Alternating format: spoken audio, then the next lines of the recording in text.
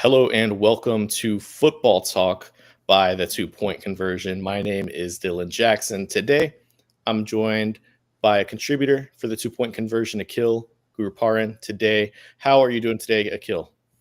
I'm doing well. I just watched the Canes win, so solid sports day as far as I don't have any NBA teams in action either, so solid mood for the night. Yeah, I don't know how well versed you are in NBA basketball. I'm personally a Hornets fan. hmm Um, it hasn't really gone well the past existence, really. Yeah. Today they were voted like the worst organization in basketball Yep. by the players. So Yeah, it's I did see that. it's kind of a constant struggle with that team. But yeah, I'm glad you have the Canes though. Some playoff wins, right? Yeah, I have some hope for the Panthers this season, but they're the one team that's local for all my North Carolina stuff that I can count on for consistent success right now. Yeah, I mean the Canes, the Panthers, the Hornets. I wish I was a hockey guy just because I I would enjoy some success. Being a Yeah, Panthers fan, being a Hornets yeah. fan, it's pretty dreary. I'm kind of a bandwagon fan. Like I started watching maybe 3 or 4 years ago, and I mostly just watched in the playoffs. But getting to watch like playoff sports with stakes is a It novel seems exciting. experience for the last 7 years as a Carolina sports fan.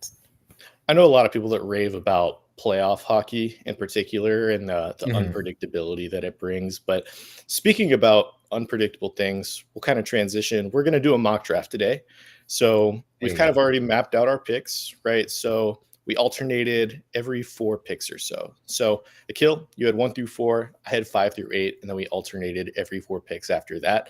So before we get into that, a little bit of housekeeping.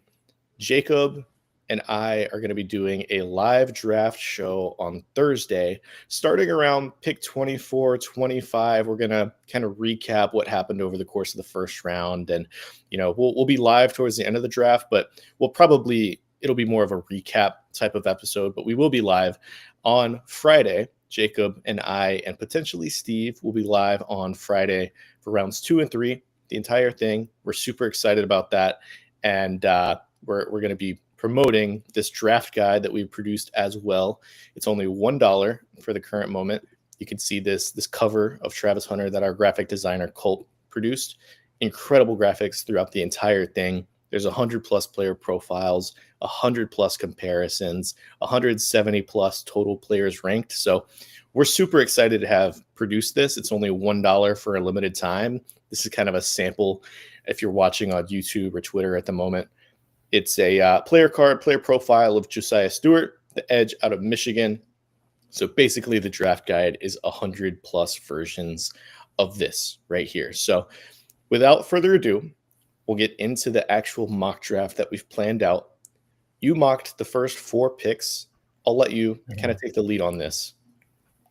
Yeah. So picks 1 through 3, it seems like are all but set in stone, and since we're going for a fairly predictive model. Like, we don't have trades or anything, but picks 1 through 3 appear to be what they're going to be. Tennessee takes Cam Ward. They seem excited about him. Cleveland takes Travis Hunter to play primarily wide receiver. Uh, Everyone's talking about the way Andrew Berry is talking about Travis Hunter at this point. And then the Giants value positional or value, best player available over positional value. Instead of taking someone like another quarterback, they take Abdul Carter, bolstering a pretty strong edge rushing group. And then things get kind of tricky at number 4. I've seen several players who could go like top 10 mocked to New England.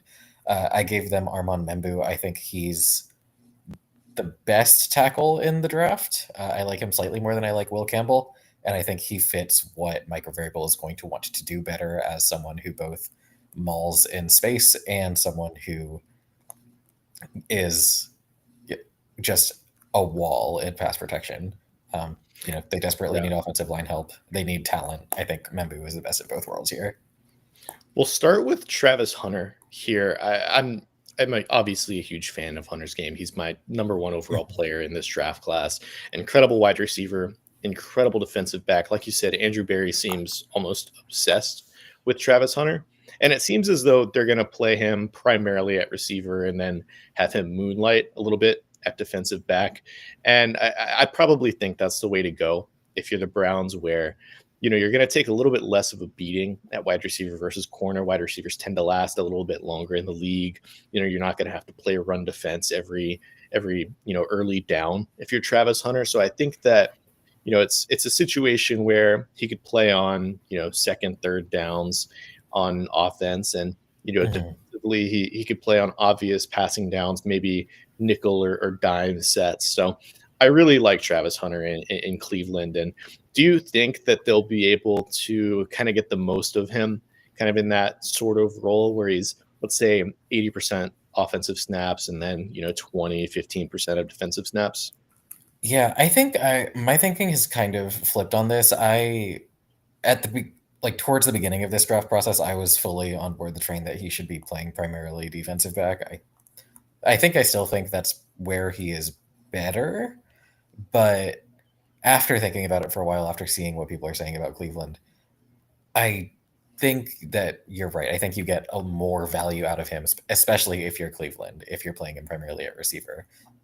Offense is where they need more help than with their defense, and I think his best strengths in coverage are in coverage, right? You don't want him playing on the line of scrimmage. Like he's not a liability there necessarily, but you can still take the things he does best in coverage and use them on obvious passing downs, stuff like that. Get him acquainted with just some of the play calls, some of the schemes he's going to need, and then yeah, as I think it's a pretty team friendly approach for the Browns to be using him as a receiver. And even if I thought, like hypothetically, if he was going to be like a Hall of Famer, a defensive back versus just an All Pro at receiver, I think that's kind of less important in this consideration because you're going to get a bunch of value out of him. I think he's going to still be a top 10-ish receiver in Yeah, the I think league, he's and I you're think not going to he's be disappointed definitely with that. I think he's definitely at the current moment better at corner defensive back. I think that's pretty wide. Like he won like the nation's best corner. I think that he's probably the Mhm. best just overall corner prospect since a guy like Jalen Ramsey came into the draft, and that's really high praise because Jalen Ramsey is probably one of the best like corner prospects of all time, really. Right. Hunter is right up there. I mean, he's got a little bit slighter of Mhm. a frame, so I think it makes sense, like you said, if he's on obvious passing downs defensively, you don't really have to worry about him kind of being a liability closer to the line of scrimmage on, moving towards the line of scrimmage on early downs. So I think that it makes a lot of sense having him primarily as a receiver, and he's just a downright playmaker with the ball in his hands. Yeah. Like, get him, on a slant, moving, whether it's a screen slant, just design plays for him. He's somebody that I think as a rookie could produce, I don't know, like 850 yards and a couple touchdowns, and then some solid pass defense as well as a corner. So he's going to be extremely valuable. He'll probably put up some really ridiculous stat lines. I think later in Yeah. his career, it's probably a situation where, okay, second contract comes along. He'll probably pick a side at that point. But in the meantime, if you're the Browns, I don't really see any issue with just taking the generational prospect in this draft. Definitely. Do you have any thoughts on Abdul Carter kind of pairing with Brian Burns, with Kayvon Thibodeau, Dexter Lawrence on that defensive line? Yeah, it's pretty nasty. I have heard and kind of think also that adding someone like Carter makes Thibodeau more of a trade piece for them. I wonder a little bit about a defensive line bookended by Carter and Burns. It feels kind of slight to me. It's light for sure. Yeah, I feel like you can have a fair amount of success rushing off tackle against that defense. Um, I like Carter a lot. I think he can bulk up. I think his run defense can be shored up, but I think both Carter and Burns make their best plays in run defense when they're playing pursuit, and they can't both be pursuing. Um, so it's maybe not like the cleanest thing roster construction wise, but I think Carter is also, easily. the second best prospect in this class. I think this is just another thing where you don't let roster construction, particularly as unsettled as your coaching situation is, if you're the Giants, let you pass up on someone who can be a really, really good player. Yeah, I think that when you talk about this draft class as a whole, there's really two blue chip prospects, right? Yep. There's Travis Yeah. Hunter, and then there's Abdul Carter, and then maybe you can talk about Ashton Genty in that conversation. We'll talk about him in a few minutes, but I think Hmm. that if you're the Giants, like there's really just, I mean, we talked about it in our last mock draft. I think we had, Shador Sanders going in the first three picks of that one. That was, I guess, not a month. It was a few weeks ago, right? Yeah. At that 2 or point, 3 that weeks was ago. kind of the betting favorite, right? Is Hmm. Shidor Sanders is going to go, among the top three picks, either the Browns or the Giants. We just didn't know who.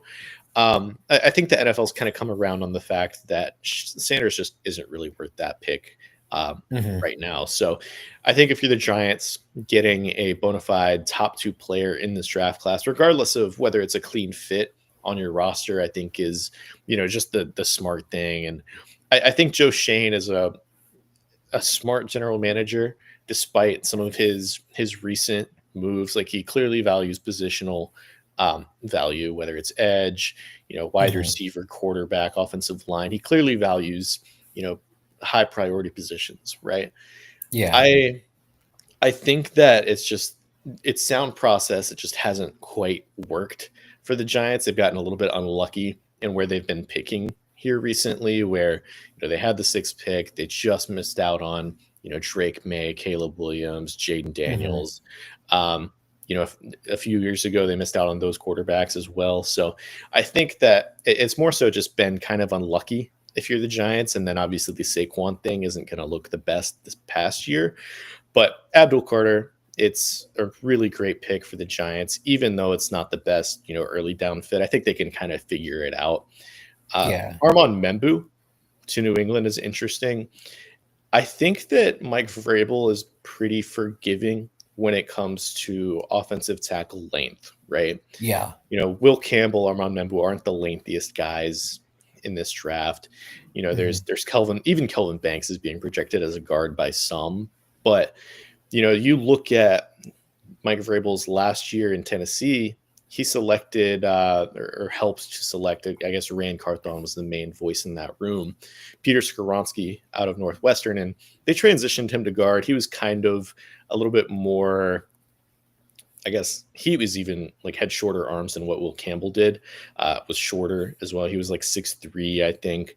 But I think if you're Mike Vrabel, he seemed pretty willing to take a chance on these, I guess, less lengthy type of offensive linemen. And in my Yeah. opinion, go ahead.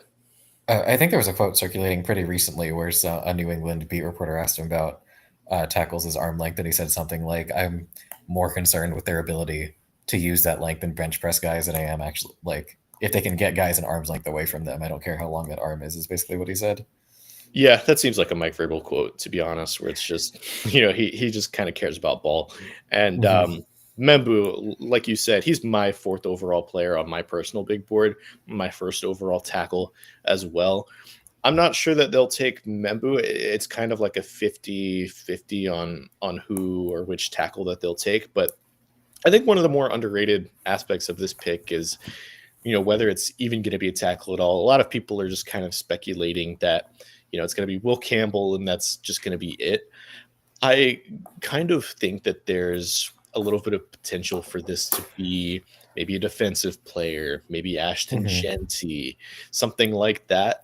I'm not so willing to buy into like, Will Campbell being minus 700 for this fourth I overall think you're right right. I now. think it's more likely that it's not Will Campbell than that it is Will Campbell between like Membu, Genty, someone like Jalen Walker, Right. maybe even Ted McMillan, with how sorry their receivers were last year. Um, Yeah. all those Yeah. seem at least possible to me enough to where like, yeah, I'm not putting money on Will Campbell there at all. And it seems like a lot of people are just kind of connecting the dots there versus just the actual reporting of the matter, Hmm. um, which always kind of raises some like yellow flags to me where, it happens every year where it's just a consistently mocked pick. Like we even saw it with the Jaguars just not too recently, where everybody was mocking, Mason Graham to the Jaguars Yeah. based off of, James Gladstone working with the Rams last year, their need for an interior defensive lineman. But there's really no smoke from that organization that they were even interested in Mason Graham. And, now it looks like somebody else is going to be the pick. So I think this is kind of a similar situation where we haven't really heard a lot of Will Campbell's specific links to the Patriots. So it's just kind of a yellow flag. I think this is a lot more up in the air than what it could be. So moving Mhm. on to the fifth overall pick to the eighth overall pick. This was my group of selections. I had with the fifth overall pick, the Jags selecting Boise State running back Ashton Genty. I had the Vegas Raiders selecting Jalen Walker out of Georgia. I had the New York Jets selecting Jahdae Barron out of Texas, the defensive back. And then I had Mason Graham falling to the Carolina Panthers at the eighth overall pick. So starting with Ashton Genty, I think that all the smoke right now is that the Jaguars want to add an offensive skill position player, whether that's a receiver, a tight end, a running back. I don't really think too highly of Tank Bigsby, of Travis Etienne. I think that Genty is, in all honesty, just going to score the most touchdowns as a rookie of anybody in this draft class. I know a lot's going to be made of, okay, what's the surplus value that you're going to generate from taking a running back top 5, right? Genty is going to be if he's taken fifth overall, he's going to be like the fifth or sixth highest paid running back in the league immediately. And that's going to scare a lot of people off. But I really do think that he's just a baller. And it's really hard to turn down such a high floor type of player, especially if you're, it's your first pick, right? You can hit a single with your first draft pick as general manager, as head coach. And, having an offensive mind like Liam Cohen, I think it makes a lot of sense to give, Trevor Lawrence just another weapon.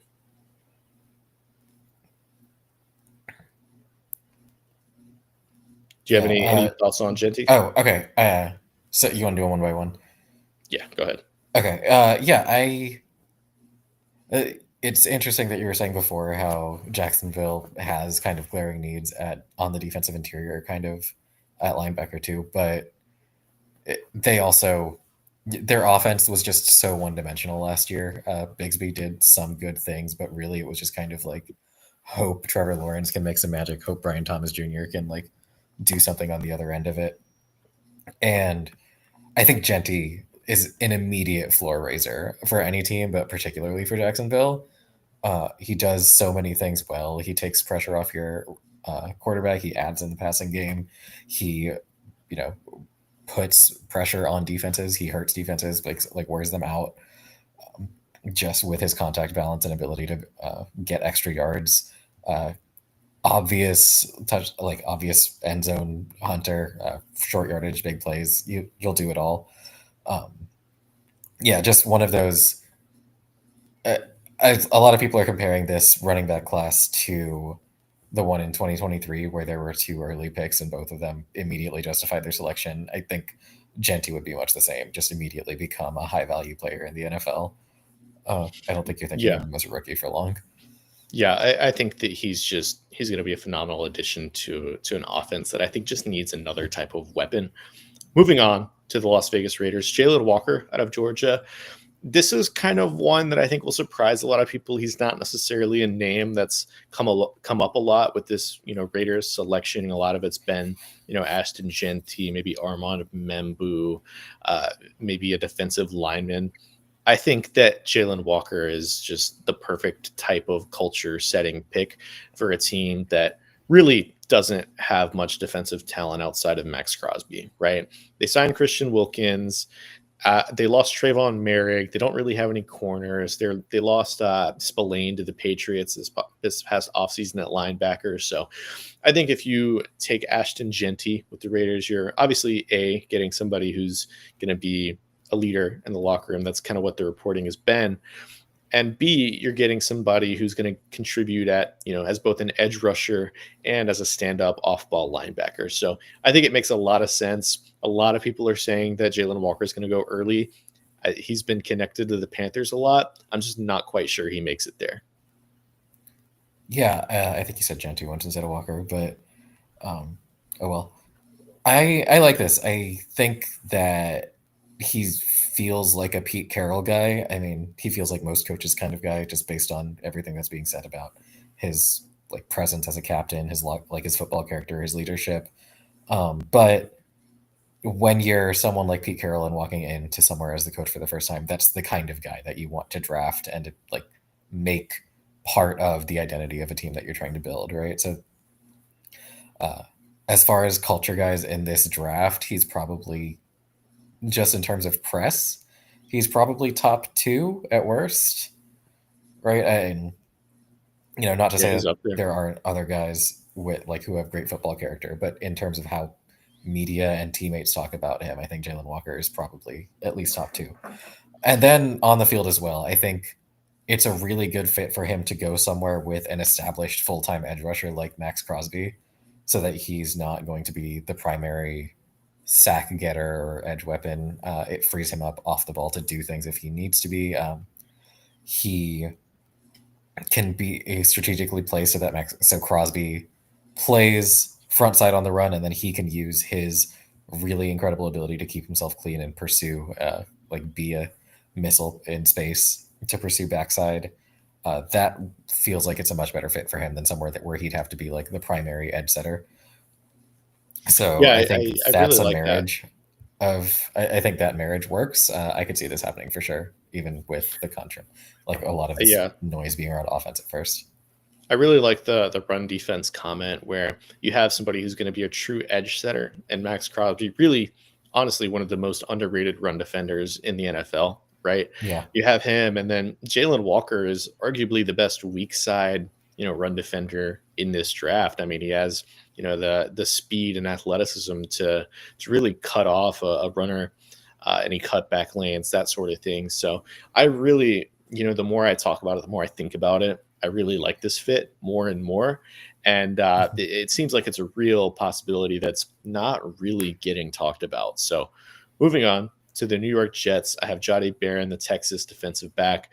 This is, an Aaron Glenn type of pick. There's a lot of smoke with Tyler Warren potentially being the pick here. Um, I think that Barron is somebody who, Glenn is obviously really going to like. He's going to be a high impact player from the jump, and I think this Jets roster is one that's a little bit further along than the other teams picking in this range. I think they're very clearly more talented than Vegas, Jacksonville, Carolina, New Orleans. So, adding kind of a win now player, even if Barron is 23, going to turn 24 years old this year, I think it makes sense to add a player. They lost DJ Reed in free agency, so I think the Jets could add Barron, play him in the slot. It really unlocks a few elements to this defense, and he's kind of similar to Brian Branch. I don't think he's quite as talented as what Brian Branch was coming out of Alabama, but I think it's a skill set that Aaron Glenn is really going to like, and Steve Wilkes, being a former defensive back coach, will definitely value as well.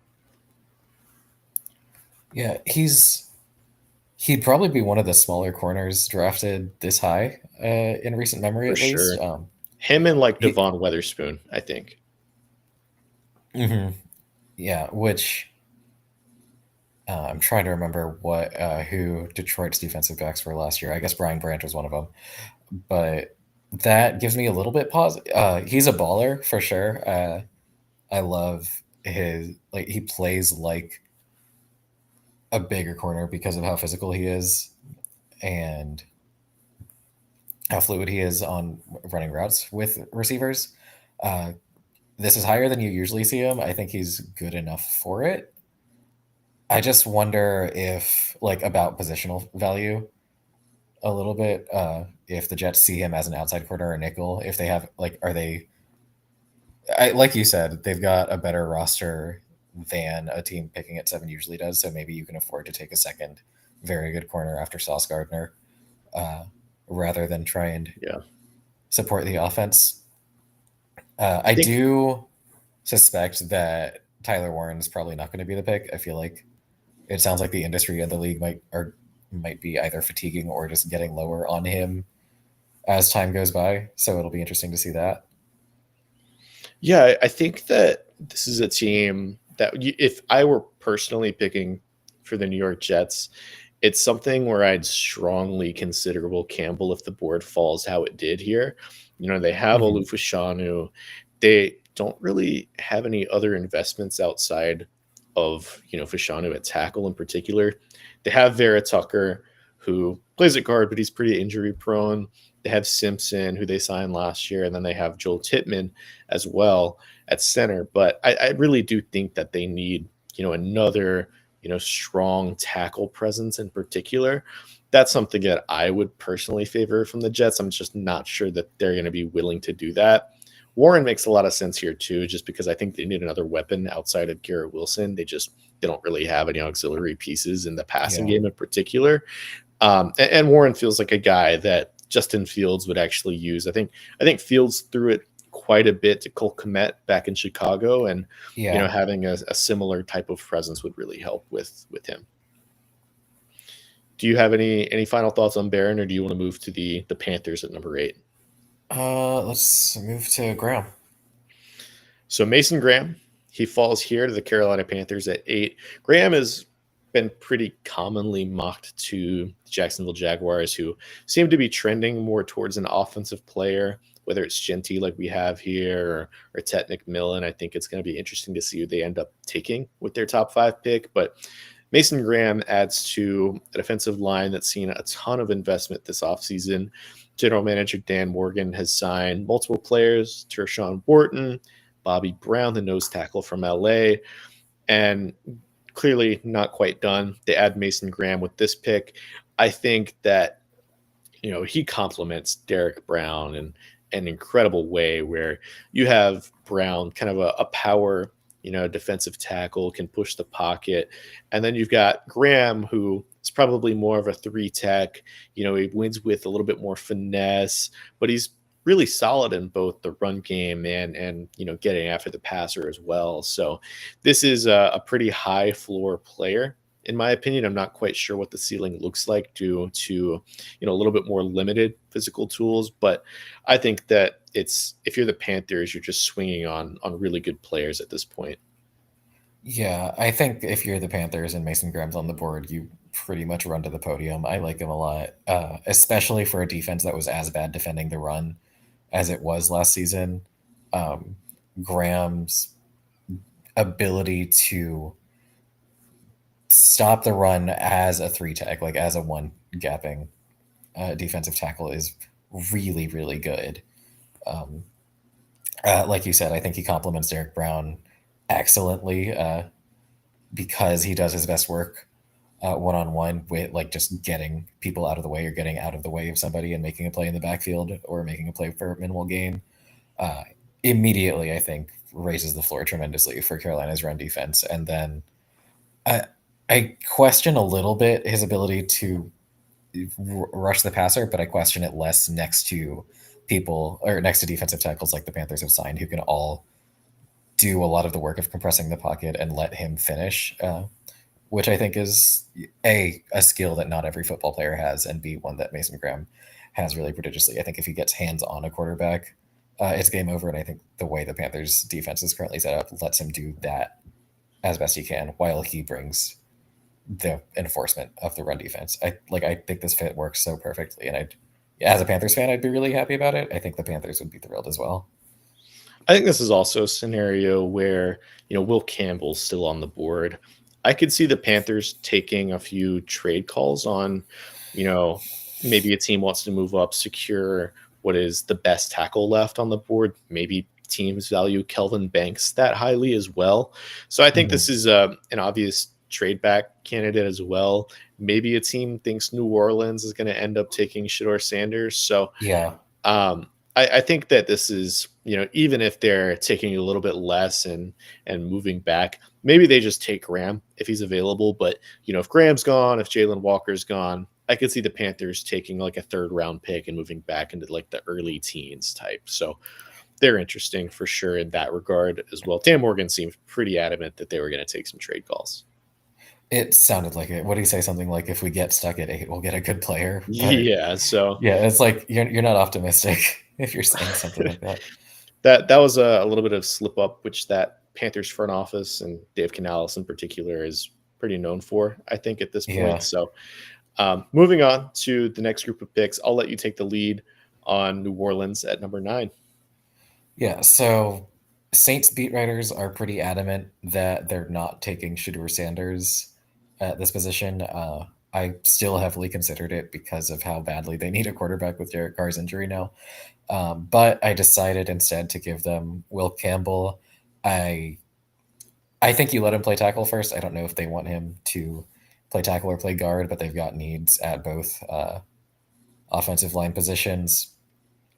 Uh, the entire offense of the Saints is getting pretty old. I think here you take someone who maybe clears as the best offensive lineman available. I think basically every offensive position for them is in play besides running back, or maybe not even besides running back. They like I could see a scenario where they trade back and then take Hampton to take over for Kamara at some point. But here, I think it was mostly just about the entire offense is aging.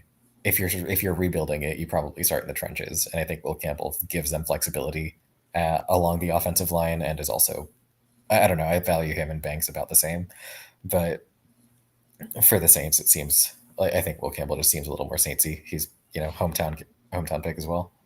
Yeah, yeah, he stays in Louisiana, moves about an hour south to New Orleans. So I think that he makes sense in terms of they already invested in Fuaga last year. They could get their second bookend in Will Campbell and really build this thing up when they're likely to take a quarterback on in the first 50 picks, whether it's at this 9 overall pick or maybe with their, I think it's 40th overall selection that they have in the second 40 round. sounds So right. Yeah.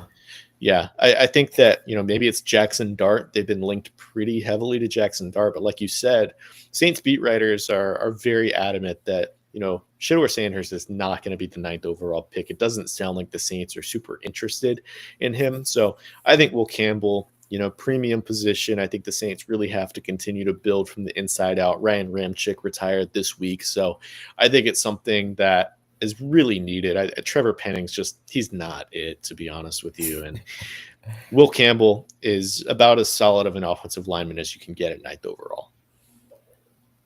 Yeah.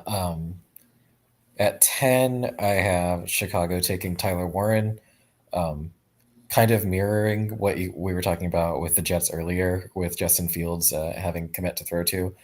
Um, Giving Caleb Williams someone like Tyler Warren who can take pressure off him by doing a lot of little stuff and also be a safety valve when Williams is extending plays. I think as a classic offensive weapon, Loveland is probably the better tight end in this class, but specifically for Chicago and the way that Caleb Williams plays, I think for as much out of structure as he does, as well as the in structure stuff, Tyler Warren makes a lot of sense as someone who can just change directions and go somewhere and then create with the ball in his hands, somewhat like just extreme field awareness. Another like high football character guy who's going to be someone that Chicago can build around as they're building this young offense. I don't feel like I see this pick a lot, but I think it makes a ton of sense, especially the way that this board fell out. Yeah, I think that Warren or really Loveland, either one could be the pick here if they fell if the board fell this way. Maybe even like Kelvin Banks, they want to solidify their offensive line even more. But I think Warren makes a ton of sense because Ben Johnson is somebody that loves designing plays to get the ball in the hands of his tight end in particular. We saw it a Mhm. lot with Sam Laporta over the past 2 years, and Warren could kind of replicate that type of production. I'm not sure that he'll be as special as what Laporta was early on because Laporta was immediately one of the Laporta's best. awesome. Yeah. Yeah, he was immediately one of the best tight ends in the NFL. That's just Mhm. so hard to do as a tight end. It takes so long to develop in a lot of cases, and I think Tyler Warren is good. He's going to be 23 this year, a little bit older of a prospect, but still just he didn't test at the combine, but I have to assume that if he did, it would have been just outstanding numbers. I think this is he screams Ben Johnson type of player to me. And I think that he would be very, very successful in Chicago. Yeah, definitely. It's another also one of those things where he had an insane workload at Penn State, Yeah. right? And there are already kind of a lot of mouths to feed in Chicago on offense, but he feels like someone who could just be in the mix of a lot of the things that they're doing, particularly the way that Ben Johnson's offense was in Detroit. Um, he's definitely just as far as conditioning and stamina, he's going to be able to hit the ground running. Yeah, I agree. I Uh, think that he's just really solid high floor player, and I wouldn't be shocked if it was tight end Banks, or even I think one that hasn't been talked about here is Shamar Stewart. Ryan Poles loves athletic defensive ends, so I think he's one option for sure. yeah. San Francisco takes Kelvin Banks. I like him a lot at tackle. I know there's talk of maybe he's better suited as guard. He's not the longest guy, and sometimes uh, elite pass rushers got the best of him in space. I really like what he did against everyone else, right? Like you have a couple bad days, and those get magnified at offensive line, but I value him about as much as I do Will Campbell as a tackle. San Francisco, we all know the stuff that Shanahan does. Asks his linemen to move a lot, asks them to block a zone. Calvin Banks is mobile enough to where he can do that. He shores up their offensive line in much the same way that we had for New Orleans. I think last time we did this, we had Will Campbell here, but a lot of the same reasoning applies. I think either way, uh, they need an offensive lineman. They want offensive linemen to just do what Shanahan wants to do, and uh, I think Banks is as worthy of this pick the as Will Campbell would be if he fell to 11. Yeah, Banks is a player that hasn't really been talked about consistently as a top 12 player in this draft class, right? And it's Mhm. really only been recently that we're kind of seeing him mocked in the top 10 or top 12, right? And I think Mhm. San Francisco makes a ton of sense. Really, I think Banks could land anywhere from as early as pick 6 to Yeah. the Las Vegas Raiders to I don't know, 13 feels like his floor at this point with the Miami Dolphins. Um, he works well in a Shanahan scheme, whether it's at guard, whether it's at tackle. I think that you could play him at left guard, and then as soon as Trent Williams retires, you could kind of move him out to left tackle, see how he does. I think that would probably be the best plan. I'm a little bit skeptical that Shanahan's gonna actually invest in an offensive lineman because he just doesn't like doing that. Um, but I think Banks is something where the 49ers haven't really been in a position to select an offensive lineman talent like Banks in the last, I don't know, however many years it's been. Um, I think it's something that they have to do is just continue to build up front, which they just haven't really done in quite a while. Yeah, this is such a trenches draft too, and it's a similar situation, or not a similar situation, but San Francisco is kind of a team in limbo right now. Like you're not really sure what you have and how long you have it with Brock Purdy. The offense is like just short of being really good. The defense is kind of just short of being really good. Yeah, they lost a ton of talent this offseason too. I mean, Trey Greenlaw, they lost Aaron Banks, obviously, Devo Samuel. They lost so many Oh, okay. guys, and My headphones just started getting something else. I'm sorry. Um, I had a audio issue when we talked or when you started on Calvin Banks at first, and like I couldn't hear anything for a second, but okay. we're Yeah, I think my headphones connected to something else briefly. I was getting something like some post game quotes from an athlete I couldn't even oh my god, recognize.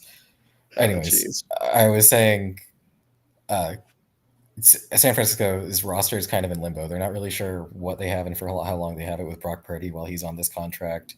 The offense has been kind of frustrating. The defense has been just kind of decent at best. And it's another team I think is best served just starting to remake the roster. And this is such a trenches heavy draft that even for Shanahan, who hasn't done a ton on the offensive trenches, like it makes so much sense to start that retooling with an offensive lineman, especially one who you can like flex into guard or tackle as the needs of your roster require.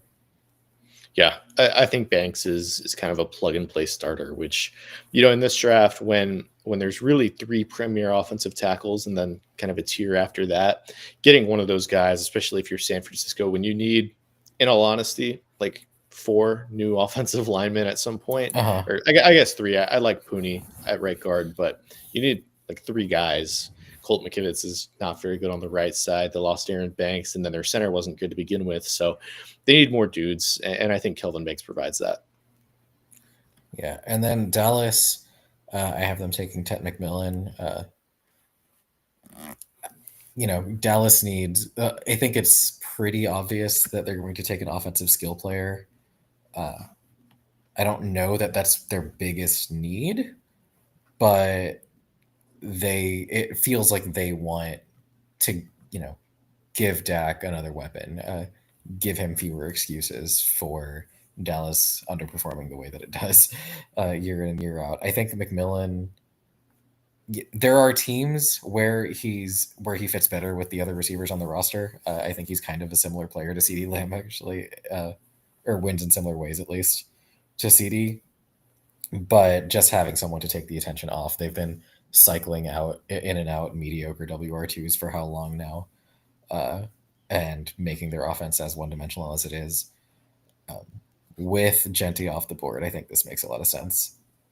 Yeah, I love the Ted McMillan fit in this Dallas offense. I think you similar to CD Lamb, you can kind of move him across the line of scrimmage, whether you want him to X, Y, Z receiver.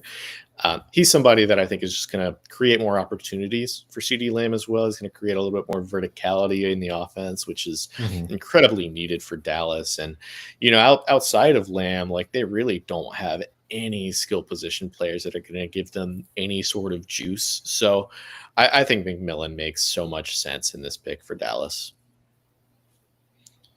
Any final thoughts for McMillan here? Um, yeah, just to say that I think I have recently become McMillan build. I was kind of down on him Okay. to start the draft process. Where I do you have like him? him. Uh, I think he's I have him as not better than Travis Hunter, but better than everyone else. I think Igboka's Gotcha. my WR3, and he's not too far behind.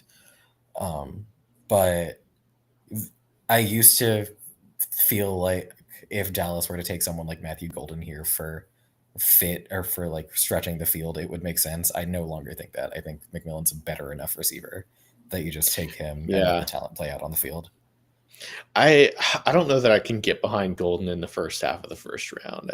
It's kind of a tangent, like a side tangent, but he to me is just somebody that I'm always super weary of players that really only came on towards the end of their last college season, and that Hmm. I think Golden really fits that bill. He wasn't even on the radar for most teams until like Right. December of his senior year at Texas, and that kind of scares me a lot. Like There have been so many receivers who break out late and then run really fast. yeah, John Ross was another example not too long ago. The like track record for receivers in general who run a 4.2 something is like kind of dreadful, and Golden has enough other red flags that I agree. I don't think you take him certainly not first half of the first round. yeah. I have a round two grade on him. Um, I only gave like 16, 17 total first round grades in total, but so he's probably like my 28th, 29th overall player. I think that he makes sense for certain teams, but I think he's going to be more scheme reliant than a guy like Ted McMillan for sure. So moving on. I had picks 13 through 16. We'll start with 13 in Miami. I had them selecting Josh Simmons, the offensive tackle out of Ohio State. So, really, it's kind of been an offensive line type of run. We had Will Campbell go to New Orleans at number 9, Kelvin Banks at number 11 at San Francisco. And really, in my opinion, this is the last real like plug and play starter at left tackle in this draft with Josh Simmons. So, he's had some injury concerns, right? He had, I can't Yeah. remember what the exact injury The was, but it was I it think was it's a pretty ruptured scary. patella or patellar tendon. Yeah, something like that. And he missed most of last year. Donovan Jackson, another guy who's going to get drafted potentially on day one, kind of filled in at left tackle. But Simmons makes a ton of sense for a team in Miami that doesn't really have any offensive line talent, right? Mhm. They also don't really seem to care about injuries. Like their entire team has kind of similar injury issues, whether it's, they invest a lot in Terran Armstead. Terry Kill has had his issues. Jalen Waddle. They spent Tua money on James Tagovailoa, yeah. Daniels. Oh yeah, yeah. There's like every single one of those guys has some sort of injury issue. They don't seem to care. And Simmons is, I think, just far and away the best offensive line talent left at this point. Even if you are going to deal with those injuries issues, I've seen some people say that, Simmons, had he never gotten hurt, he'd be the fourth overall pick to New England right now, right? And it's kind of a lofty thing to say about somebody that really hasn't played in quite some time, coming off of a scary injury, but he's a really, really great talent. I think that he would fit very well for a Dolphins team that desperately needs to invest in their offensive line. Yeah, I would love to see him fully recover. I'm not a doctor. I know that knee, like full patellar tendon, like that's a big tendon, and so the bigger they are, the harder they are to like fully become load bearing again. Um, Medicine is weird and sometimes miraculous. I hope it works out for him, and if it does, Miami will like may have gotten a steal. It's still kind of hard to count on him returning to the form of like after not having played for 365 days, but there's enough there, and Miami's desperate enough on the offensive line that you take this swing for sure. Yeah, I think he's a really just a superior talent. I think that the other one, kind of a sleeper pick here, would be Josh Connerly, but I think it would be too soon for some teams. So moving on to the Colts at number 14. This one's kind of interesting. Colston Loveland, the Michigan tight end. I think he's the best just pure route running tight end in this draft class, including, Tyler Warren, including, if you want to go that deep, Harold Fannin. I think that Loveland is, athletic. He provided a lot of value to Michigan, even when they didn't really have the best passing offense. And, I think the main question that I would have with this pick in particular is, Anthony Richardson already struggles getting the ball to the weapons in Indianapolis as is. Why would they spend another premier pick on another pass catcher? And I think the answer to that is Loveland would quite simply be the best pass catcher on their team, right? I love Josh Downs. I think Michael Pittman's a really good player. They have some other interesting pieces in, AD Mitchell and Alec Pierce, but they're really missing an over the middle type of target. And I think Loveland kind of fits that mold. And, worst case, Anthony Richardson doesn't work out. This isn't a really good quarterback class to begin with. Next year, they're likely to clear house if, the Colts don't do what Jim Irsay would want them to do. They clear house. They are probably picking pretty high and might end up with, a top quarterback prospect. So I think Loveland in that case is, going to be a nice piece to have for a future Colts regime.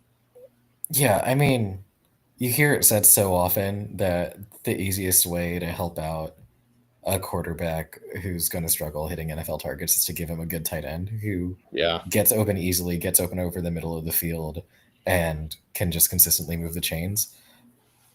I think Loveland's awesome. I think the things he does well are like really well stated everywhere. That he's athletic, he runs routes really well. Period, not just for a receiving tight end. I think he's an underrated blocker. I don't Yeah. like you don't want him in pass protection, but you don't want him in pass protection. You want him running routes. If he's asked to like, move across the formation and like split zone or something, you give him a running start. I think he puts a body on someone who doesn't lose immediately, and helps you in your run game. Uh, Yeah. I bet he's good against a back seven if and when Anthony Richardson breaks the pocket. I think he's a more complete tight end than given credit for, and he's an insane receiving weapon. So, this is a very obvious pick to me, honestly. He's a guy that I just wish there were more obvious spots for in this draft, because I think that he's very clearly like a top, 12-ish prospect in this draft class, right? I couldn't find a spot for him. So like Mhm. just looking at the draft order, there's not really a team that, is outside of the top 5 that immediately screams, they're going to take a tight end, right? New Orleans, Mhm. maybe. The Jets, I guess could. I just, if they do, it seems like they're more so in love with a guy like Tyler Warren, right? Yeah. The Raiders have Brock Bowers and Michael Mayer right now. Chicago could, but they have Cole Kmet. They've invested in him. The San Francisco 49ers, they already have, George Kittle. Dallas has Yeah. Ferguson. Miami signed John U. Smith to a bigger deal. So I wish there was a way that Colston Loveland had more fits. It's just I can't find a spot for him, right? I Yeah. think the Bears are probably above the Colts. I think they're probably the most likely to take him. Yeah. I mean, I think he even kind of fits on the Panthers, but I don't think the Panthers have shown interest, and I think the Panthers are like much more Yeah. likely to take defense. I Yeah, think otherwise I Loveland agree. makes Loveland, if the Panthers trade back to kind of this range, right? 14 through 16, Makes a they pick ton up of an sense. Yeah. he makes a lot of sense in this range for Carolina, where they pick up a third round pick. They still need a primary pass catcher.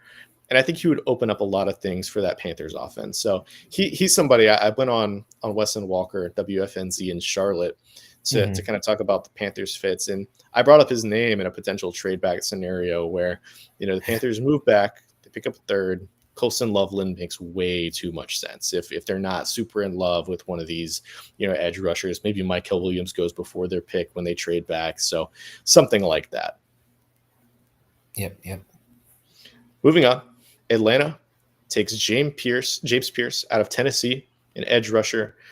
Charlotte native here. He's electric off the edge, really good high side rusher. Um, I think he's got better speed to power than really given credit for. In all honesty, he's somebody that brings a lot of juice, a lot of speed. He dominated the past 2 years at Tennessee. He was just incredibly productive, generated a ton of pressures, a ton of sacks. He collapsed the pocket consistently, was able to beat, college tackles around the edge. And he, in my opinion, is a top 10 talent in this draft class. It just seems as though teams are lower on him due to reported character concerns. Um, I truthfully don't have any insight into that, but based off of the reporting this week, I can't remember who said it, but there was one report that said Atlanta and Cincinnati were more willing to take chances on guys that had character red flags. And, James Pierce, he's kind of reminiscent a little bit of Vic Beasley, who the Falcons took a long time ago out of Clemson. But I think Pierce is probably a better, player at generating pressures rather than being just a pure cleanup type of guy, but a similar archetype at least. And I think that, if the Falcons actually sit here at 15, I think they're likely to trade down actually. But if they sit here at 15, I think Pierce is probably, in terms of pure talent, as good as you can get. Yeah, they're definitely taking an edge rusher if they sit here. Um, they could take James Pierce, they could take Michael Williams, they could take Shamar Stewart, they could take Mike Green.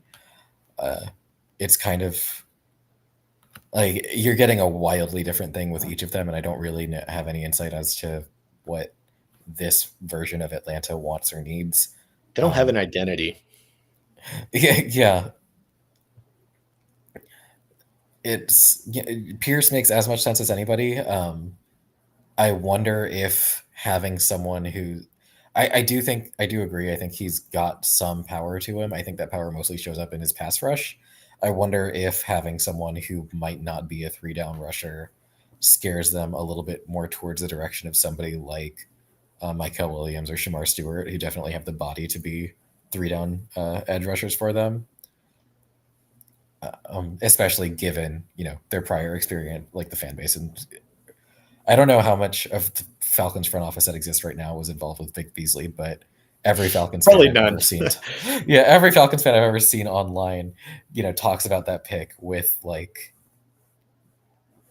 war, like a war veteran, someone who like they were so sure was going to be good, and then realized that he was basically a one trick pony and wasn't giving them nearly Yeah. the value that they wanted out of him. So yeah, the other thing I would say is that I don't know the specific report that you're talking about regarding Atlanta and Cincinnati, but I guess there's a difference between football character and character. Um, I don't know. In both cases, we have very little information as complete outsiders, but it sounds like the things that are going on with Pierce are more on the football character side of things. Right. Yeah, for sure. Um, Both Pierce and Nolan, I'll add, where yeah, it's more like internal, just team stuff is kind of what yeah, I've like read. you know, I stuff like I'm not making accusations. Stuff like coachability or like maturity or leadership, like those concerns, as opposed to legal issues or things of that nature. Yeah, Um, we don't want to get sued, so we'll say we know nothing about either of those guys, or we'll say we'll blanket statement anybody in this draft class in terms of yeah, like football or personal type of character. But according to like what we've read, that seems to yeah. be like it's been brought up with those two names in particular. Exactly. Like it's worth noting as far as just like what the mock drafting industry has been talking about, like why people are falling and stuff.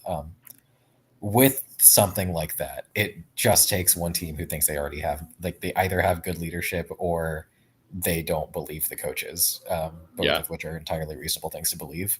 So there's no reason for Pierce to fall out of the first round for me. Like it just takes one team, and Atlanta could definitely be it. Yeah, I agree. Let's move on. Will Johnson to the Arizona Cardinals at number 16, the Michigan defensive back. He was projected as high as a top three potential pick in this draft less than a year ago, right? He's fallen a little bit, 16th overall, still the top half of the first round. He's got reported injury concerns. He didn't run a 40-yard dash at all throughout this process. He will, in all likelihood, never run a 40-yard dash in his life. Um, those two concerns are probably going to drop him on a lot of boards. But if you're the Cardinals, I think Jonathan Gannon's going to really like a boundary corner like this one, having somebody long who can, generate turnovers. He's proven that he can play at the level of a top three pick previously. I think Johnson makes a ton of sense for a Cardinals defense that really needs more talent. Yeah, almost certainly like the number one prospect fatigue Yeah. player in this draft, right? Where he hasn't done enough to counterbalance the amount of time that he's been hyped as a really good player. But at the end of the day, that's kind of what he is. I do think some of the concerns about his play this past year are legit. Um, as a corner, I think it's one of those positions that gets scouted most heavily. So the fact that he was adjusted to gives you a little bit of pause that probably is what drops him from a top 10 talent. Uh, Someone who could be taken where we put Jade Barron, uh, for example, to being taken here. But I think it's somewhere where, with a roster like Arizona's, you absolutely take this swing. The floor is a pretty good player, definitely, and then you're hoping you can unlock the stuff that he did at Michigan that made him really special a year ago. I think corner is also the position that has the most volatility as well. So when you see a guy like Johnson have, the season that he had in 2023, and then you look at what he did for Michigan this past year, I'm not explaining away necessarily the struggles that he had, compared in 2024 to 2023, but I do think that it explains at least a little bit of kind of that a little bit of a fall that he had. It's Hmm. incredibly difficult to put together two back-to-back seasons of elite corner play, right? We've seen Yeah, it with, Sauce Gardner in particular, where, as a rookie, as a sophomore, he was arguably the best corner in the NFL. And this past year, he really did struggle. And it only takes a few plays to go from, super elite high end cornerback one to, mid essentially. So I yeah, think that it's kind of what's happening with Will Johnson here. yeah. Similar to offensive line, maybe. You could probably say many of the same things about Kelton Banks that we're saying about Will Johnson. Yeah, Um, for sure. Um, Do you have any thoughts on this group of four, Simmons to Johnson? Not any additional ones, I think. Okay, we'll move on. Pick 17. You have the Bengals taking Walter Nolan, who we kind of just talked about a little bit, out of Mississippi, defensive lineman. I'll let you take the lead. Yeah, I like Nolan a lot. Really disruptive player in the middle of a defensive line. Another one where like character has been just kind of a word thrown around without any substance to it. If there was substance, we wouldn't know once again. But for a defense that just needs to make plays with a roster that's in limbo between what they're doing with Trey Hendrickson and just the fact that the rest of the roster is kind of bare, having someone up the middle do as much as he does on the line of scrimmage, I think this fits just really well. Um, it's there's a it bears repeating, right, that this is a really trenches laden draft, and we've taken a lot of offensive linemen to this point. There are like 5 first round pick worthy defensive tackles alone. There's a lot. There's a lot for Yeah, sure. at least 5. And I suspect that somewhere in the teens we start seeing a run on them, and I'm pretty sure Cincinnati wants to be part of that. Yeah, this pick has to be defense, right? Whether it's edge, linebacker, defensive line, even a secondary player. I think that if you're Yeah, taking anything they're spending other, too much money on offense, right? That yeah, like you need to find value on defense. they have to add some sort. Like this was a lot of people point to the Panthers having, given up the most points in the NFL last year. I think the Bengals gave up the most yards, if I'm not mistaken, and it really wasn't close either. Like the amount of shootouts uh, that they got in, especially with like the Baltimore Ravens, both times it was like just Hmm. insane. Like it was like 45 to 38 games in both cases. Um, they need a lot of defensive talent, and I think that if they're going to take somebody, Nolan's probably the highest impact player they could make. He's really solid in the run game. I think he has some potential to grow as a 3 tech getting after the passer, but he's somebody that I think immediately is probably a 3 down starter for this Bengals unit. Yep. Do you have any Um, any final thoughts on him, or do you want to move to Seattle? I think we can keep going. Uh, so I mentioned before that Emeka Egbuka is my wide receiver 3. And fitting this archetype of players who played next to outrageous NFL talent, similar to someone like Jackson Smith and Jigba, or the or example of this is Justin Jefferson, who was undervalued through his draft process because he was playing next to a bunch of other NFL guys, and because he played in possibly the best college football offense of all time, and Right then next just to turned out to Terrace be Marshall. outrageously good. um, and I think Egbuka is kind of similar, where he played next to Marvin Harrison Jr. He's, this past year he was playing next to Jeremiah Smith. He's played next to, God, people, Ohio State wide receivers. I can't remember the names of it this moment, Yeah, but he played next to JSN. He played next to Garrett Wilson, Chris Olave. yeah, Garrett Wilson, Chris Olave, Marvin Harrison Jr., and now Jeremiah Smith. Um, Ridiculous. yeah, and so I think that people expect him to just be significantly worse than him, and then I watch him and I'm like, he's not getting the attention that others are, but the way he runs routes, I really love. I love how physical he is. He gets open really easily. He's got safe hands. I think, especially having someone like JSN be able to play third fiddle for them for a couple of years and then break out this past year. Seattle's a team that's going to recognize this value, and given that they shipped off two wide receivers and have essentially nobody catching passes this year, uh, I like this pick a lot. I think reuniting him and JSN would be very fun to see. I'd like to see what that offense could do with Sam Darnold throwing to him.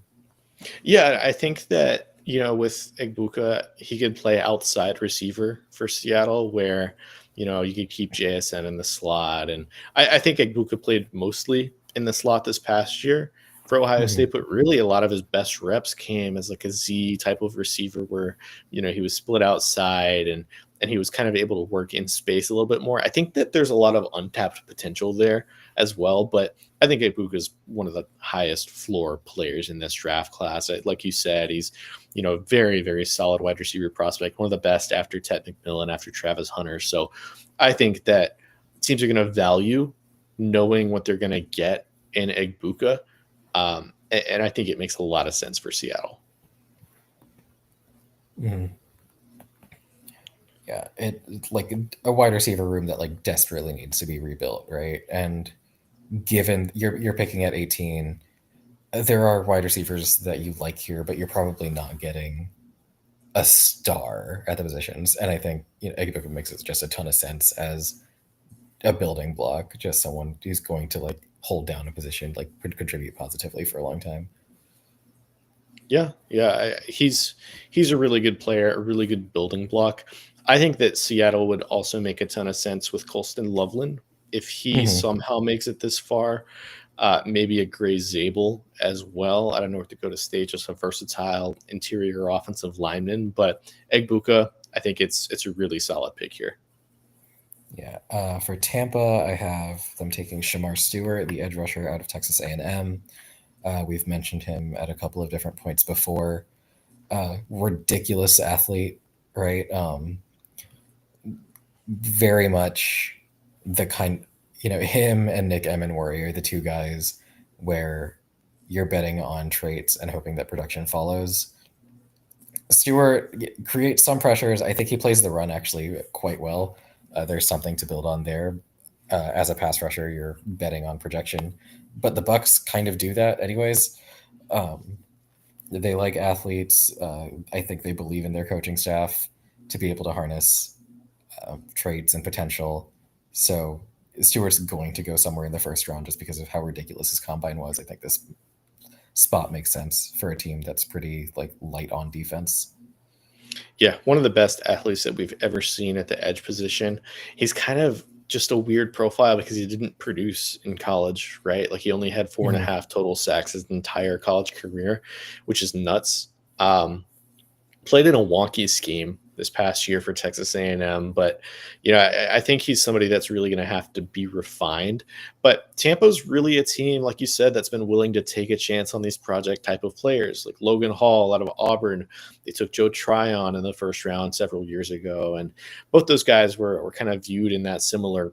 Not mold, but Mhm. they were a little bit more raw, needed developing, and I think that Stewart, opposite, let's say Hassan Reddick is who they signed, right? They Oh, they yeah, that's have right. they have Yaya Diaby in that edge rusher room as well. That's a really interesting group, and you have Vita Vea, you have Kalijah Cansey inside.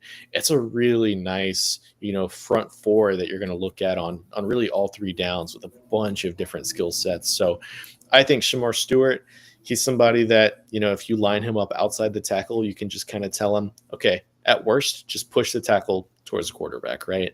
That's probably the worst of what you're going to get as a pocket pushing kind of third down edge rusher Mhm. who, has just this incredible ceiling. I mean, if you weren't if you had eye problems and you weren't wearing glasses and looked at his highlight reel, you could probably convince yourself that that's Miles Garrett from a distance, right? Right. Um, I think that he's just like you said, incredible athlete, one of the best, one of the two best in this draft class, along with South Carolina safety Nick Emanwari. But I think Tampa, if Stewart's here, I think it makes a ton of sense for the Bucks.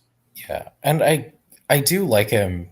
Like at the floor, he's a pretty ridiculous first and second round edge setter. He's got the Yeah, strength and kind of knows what he's doing when he's doing that, just like putting his body on an offensive tackle and forcing runs either to go around him or through him. So I don't think this is a pick where you take an athlete and don't get any value out of him. He's definitely doing something for them immediately, especially given the number of pass rushers they already have. You're just hoping for that second aspect of his game to click. for sure, for sure. I mean, it's a little bit of a projection, but I think that, like you said, just what you're getting as an athlete is going to provide you at least something. Even if he doesn't end up living up to a first round pick, I think he's still going to provide at least some sort of value for you. Mm-hmm. Yeah, and then the last of this set, Omarion Hampton, the running back from UNC, going to Denver. Uh, this one is another one that's kind of been, there's just a ton of smoke around this. That Denver, I think I've seen a couple of reports that have said Denver is wondering if they might have to trade up to get him. Uh, the cupboard is bare at running back in Denver after, they didn't have great options this past year. Javonte Williams still coming back from injury and maybe just kind of reaching his post-injury ceiling as a running back in the NFL. He's now in Dallas. So they need someone to help keep the offensive running around Bo Nix. Hampton's a ridiculous player. I watched him at UNC for 2 years. Produces independent of quarterback play, just moves the chains, makes the defense tired, helps you on all three downs. The pass protection is inconsistent, but like can be coached up, I firmly believe. Uh, the fit is kind of obvious, and it's also been reported on a ton. Yeah, I think that Amarian Hampton's probably the player that I've talked the most about on this podcast, to be honest with you, where like me and Jacob have sung the praises of Amarian Hampton as a prospect for, the entire existence of the 2 point conversion, right? He's a phenomenal prospect. I think he's top 6 or 7 on my personal board. I think that, he's able to win with a variety of different ways, whether it's speed, his power, his elusiveness, that North Carolina offensive scheme. Uh, no offense to you, Akil, it wasn't really It was doing. it was insane. It's absurd. I think a lot of people aren't really blown away by Amarian Hampton's, tape, and I think a lot of it's just because every single time the ball was snapped and it was a delayed handoff to Hampton, and he would have to maneuver around at least one player that was already somehow in the backfield, right? So I think that this is a player that hasn't really seen the peak of what he could be. And, if he's a player that you're putting into a Sean Payton offense, I think there's a real, like, true, incredible ceiling that you're going to get with him. Yeah, I wrote a profile on him for the other website I write for at Tar Heel Blog, and I was wondering about, why he hasn't maybe gotten the kind of buzz outside of this website that he seems to deserve. And part of what I said was that he looks like the kind of running back that's a bit of a dinosaur, right? Like Yeah. someone who takes on a lot of contact, falls forward 3 yards in a cloud of dust, but his body control, contact balance, and top end speed, even he's a ridiculous athlete running like a 4.45 at 220 Oh, pounds. yeah. Um, he's not that. He's not like a grinder who's going to get you 3 yards if you need 5 yards, like all those old football cliches. He just plays with a lot of physicality, but he's very much suited for a the contemporary NFL, a Sean Payton offense that requires its running backs to do a lot in the pass game. Like he has all of those skill sets. He just looks like he's just also a bruiser. Yeah. It's an additive, right? Not a replacement. So I think he's going to outperform his draft slot. But I also kind of think that 20 is probably his floor, right? I think he's probably going to end up going higher than this on draft night. But then again, maybe I'm just kind of stuck in the 2 point conversion bubble where we're all super high on him, right? I think Travion Henderson, he's an efficient running back who was. I think a lot of people like to compare the two because they're RB2 and 3 on most people boards. And you go on Twitter, and I think most people on fantasy Twitter in particular are going to have Henderson higher. The efficiency numbers look good. He had 1,000 yards on like 150 total carries, right?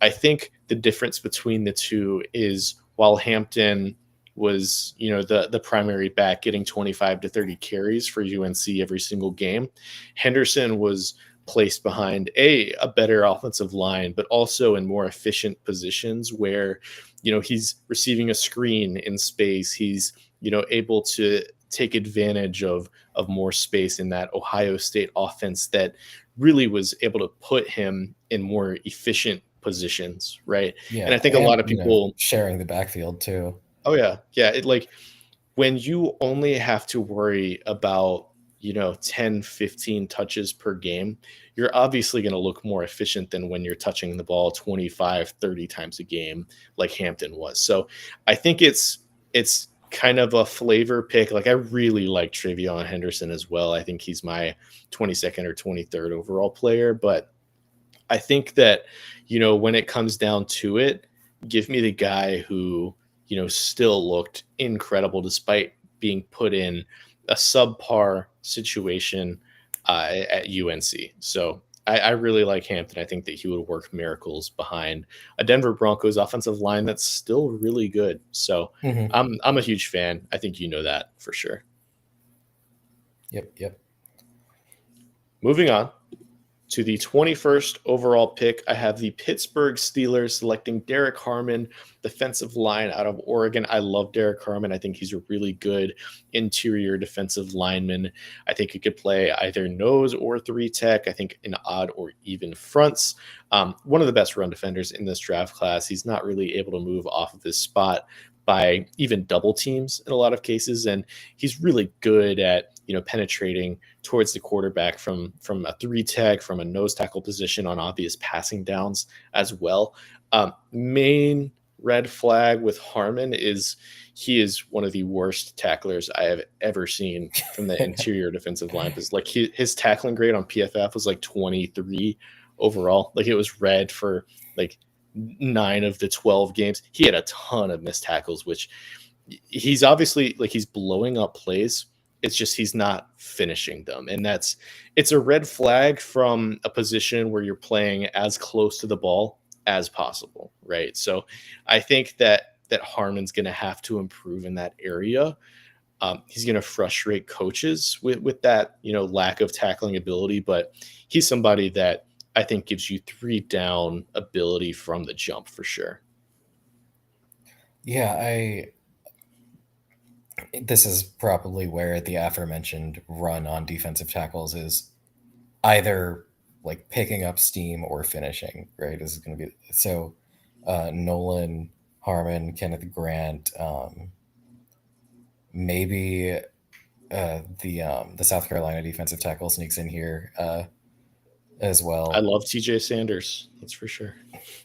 Um, Pittsburgh has been linked pretty heavily to both Harmon and Nolan, I think.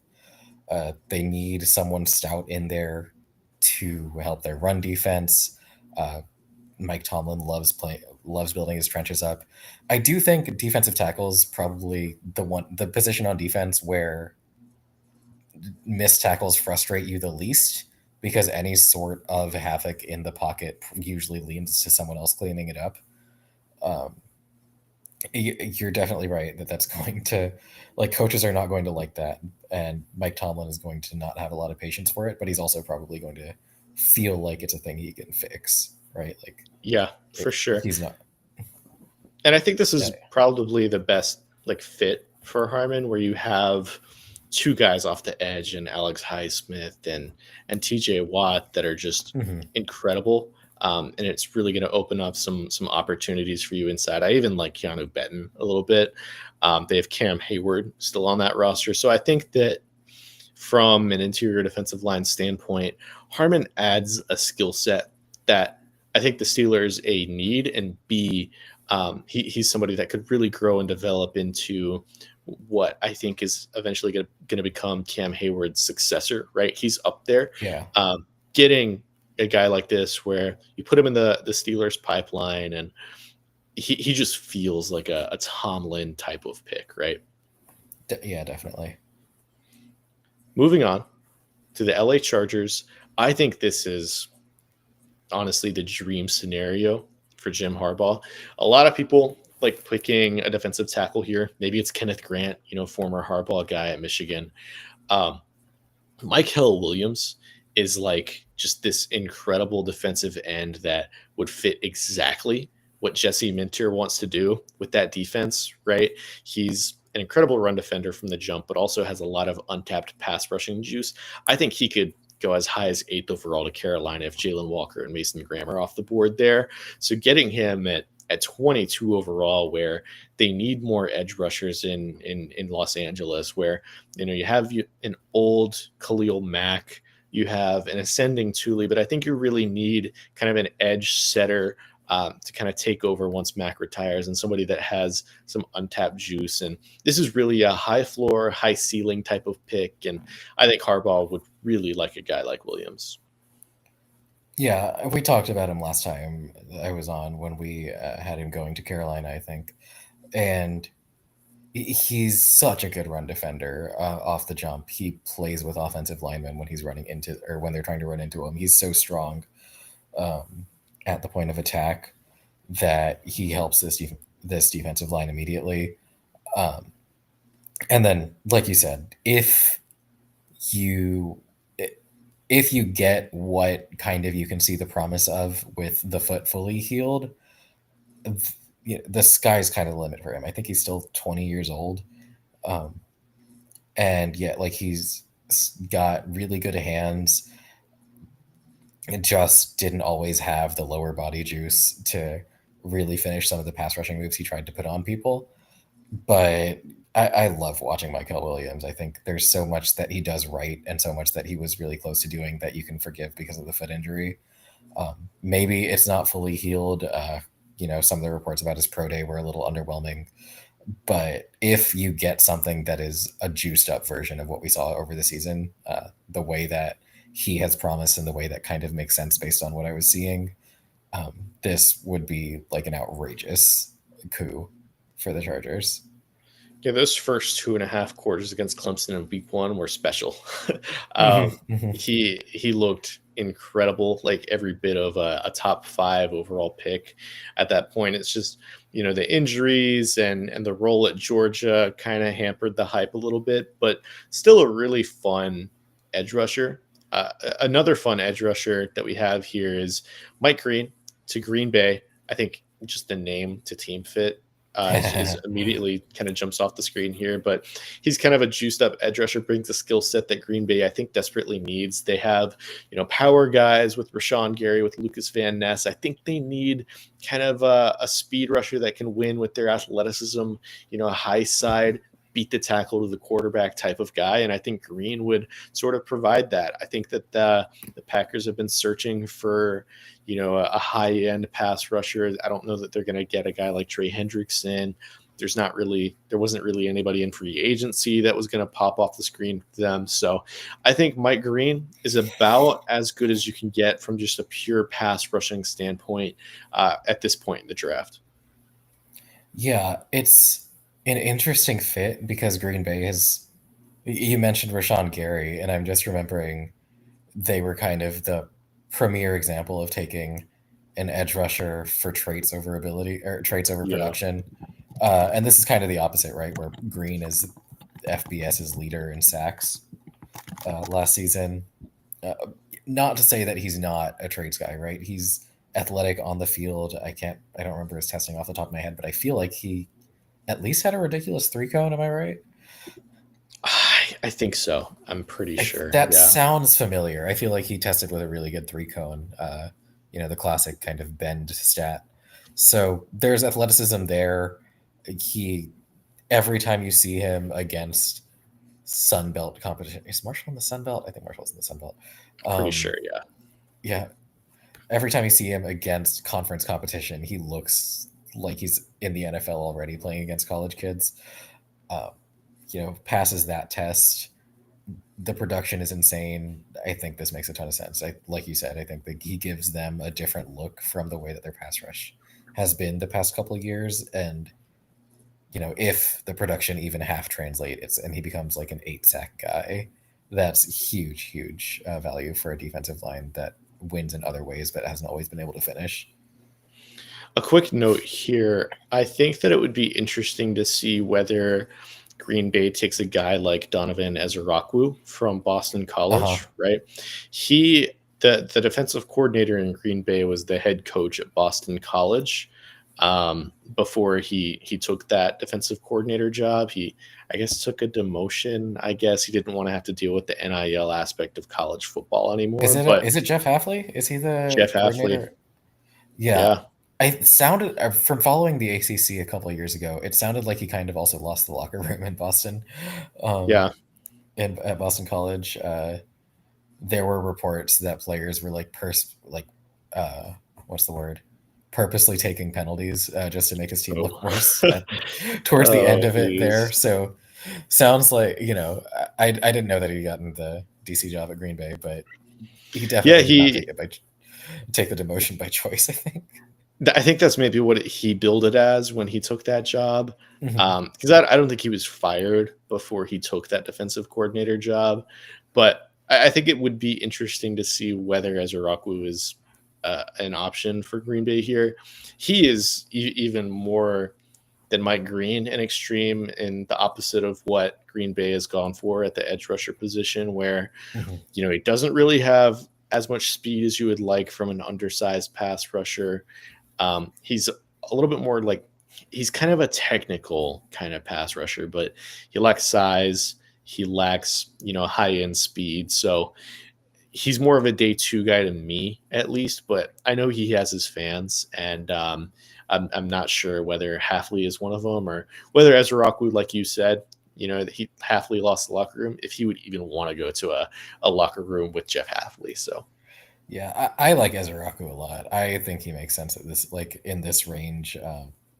Just I think he wins as a pass rusher in ways that are more translatable than basically everyone else who's being drafted in this range, with the exception maybe of James Pierce. But Mike Green, Shamar Stewart, Nick Scourton from Texas A&M, I think he's a significantly better pass rusher than the three of them, and I think I think he should be a first round pick in this draft. I'm pretty much lower on Yeah. Ezraku than pretty much everybody, just because I think that I think it's just the lack of size. I would be okay with the lack. Like I love Jalen Walker, right? Mhm. Um, I think the size really scares me when it's combined with. I just don't think he has high end burst off the line of scrimmage, right? And I think that combination is just gonna you have to win with either like power or speed, and I'm not sure that he's capable. Like he's incredibly technically refined. I think that his bag of moves is incredible. I just think he's a little bit more of a situational pass rusher than, if I'm taking a guy on day one, I think that you have to either be a super elite like specialists, like I think Mike Green potentially could be Mhm. as like a pass rushing type, or you have to be somebody who has three down potential, like I guess Michael Williams in this case. So I'm a little bit lower on Ezraku. I think he's more of a day three type of guy, at least in my opinion. But I know he definitely has his fans. Like I said, I think he's one of the more technically advanced pass rushers in this draft class. So let's move on to Kenneth Grant with the Minnesota Vikings. I think this is a great scenario for the Vikings. They have kind of their pick of, Grant. Maybe they want a corner like Trey Amos. Maybe they want, I don't know, a receiver like Matthew Golden who can take the top off of defense. I think there's a lot of different directions. Grant is kind of a rare specimen, in my opinion, where he's kind of a nose tackle who has three down upside.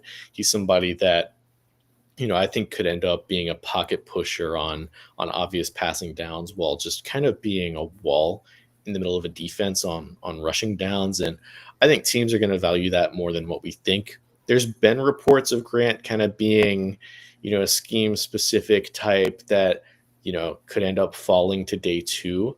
But I think the talent's just way too overwhelming for that. And I think he's a fit for Minnesota Yeah, he reminds me a little bit of what Derek Brown looked like coming out of Auburn.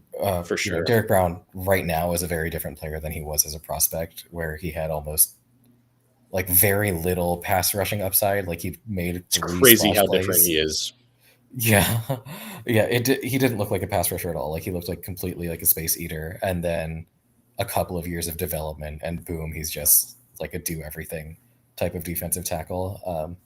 Grant has like such a good body.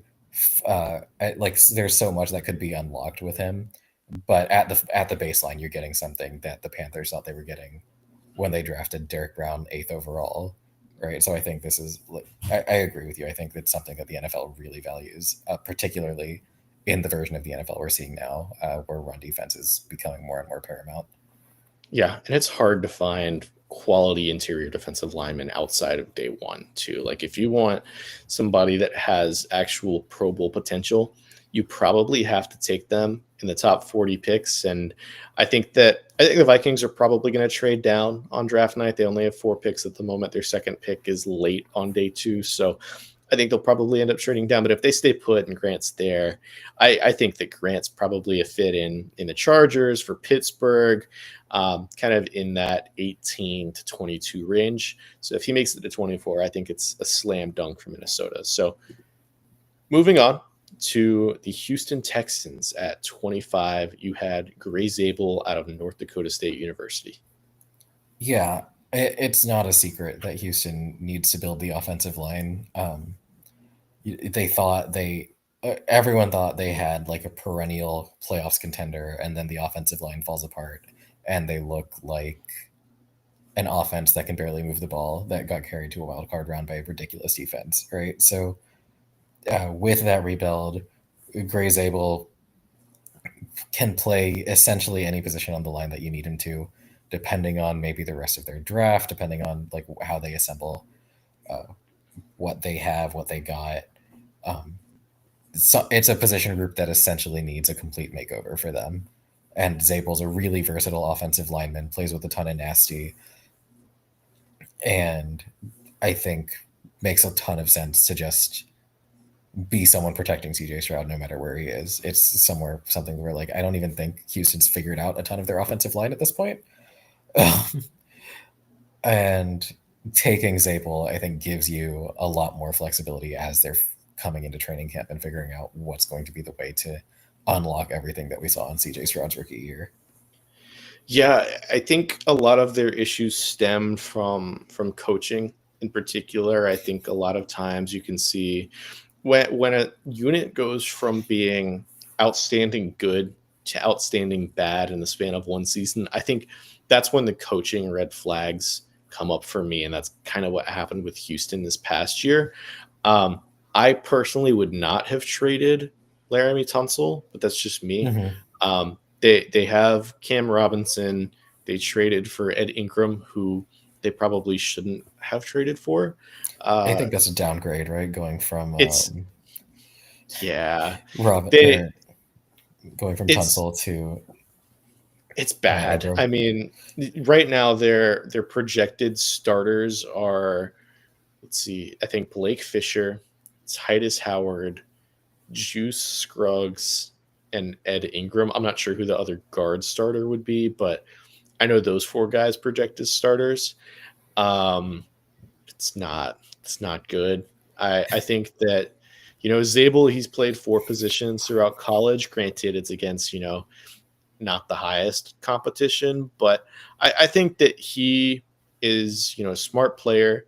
He allows you a lot of versatility, and I think with this Houston Texans team in particular, that versatility is really needed for a pick like this. So I think it Mhm. makes a lot of sense, and I think Houston desperately needs to upgrade the talent along their offensive front for sure. Yeah. Okay. LA takes Maxwell Hairston. They really need defensive back help. Uh, Hairston, ridiculous athlete, and there's a few defensive backs I could have taken cornerback or safety here. I went with Hairston partially just because of the amount of ground that he covers and the amount that he can help specifically in that way, and also because I believe he's still one of the invitees to the draft, so it sounds like he's going to be a first round pick, and this was the place that I had available to me that made the most sense, I think.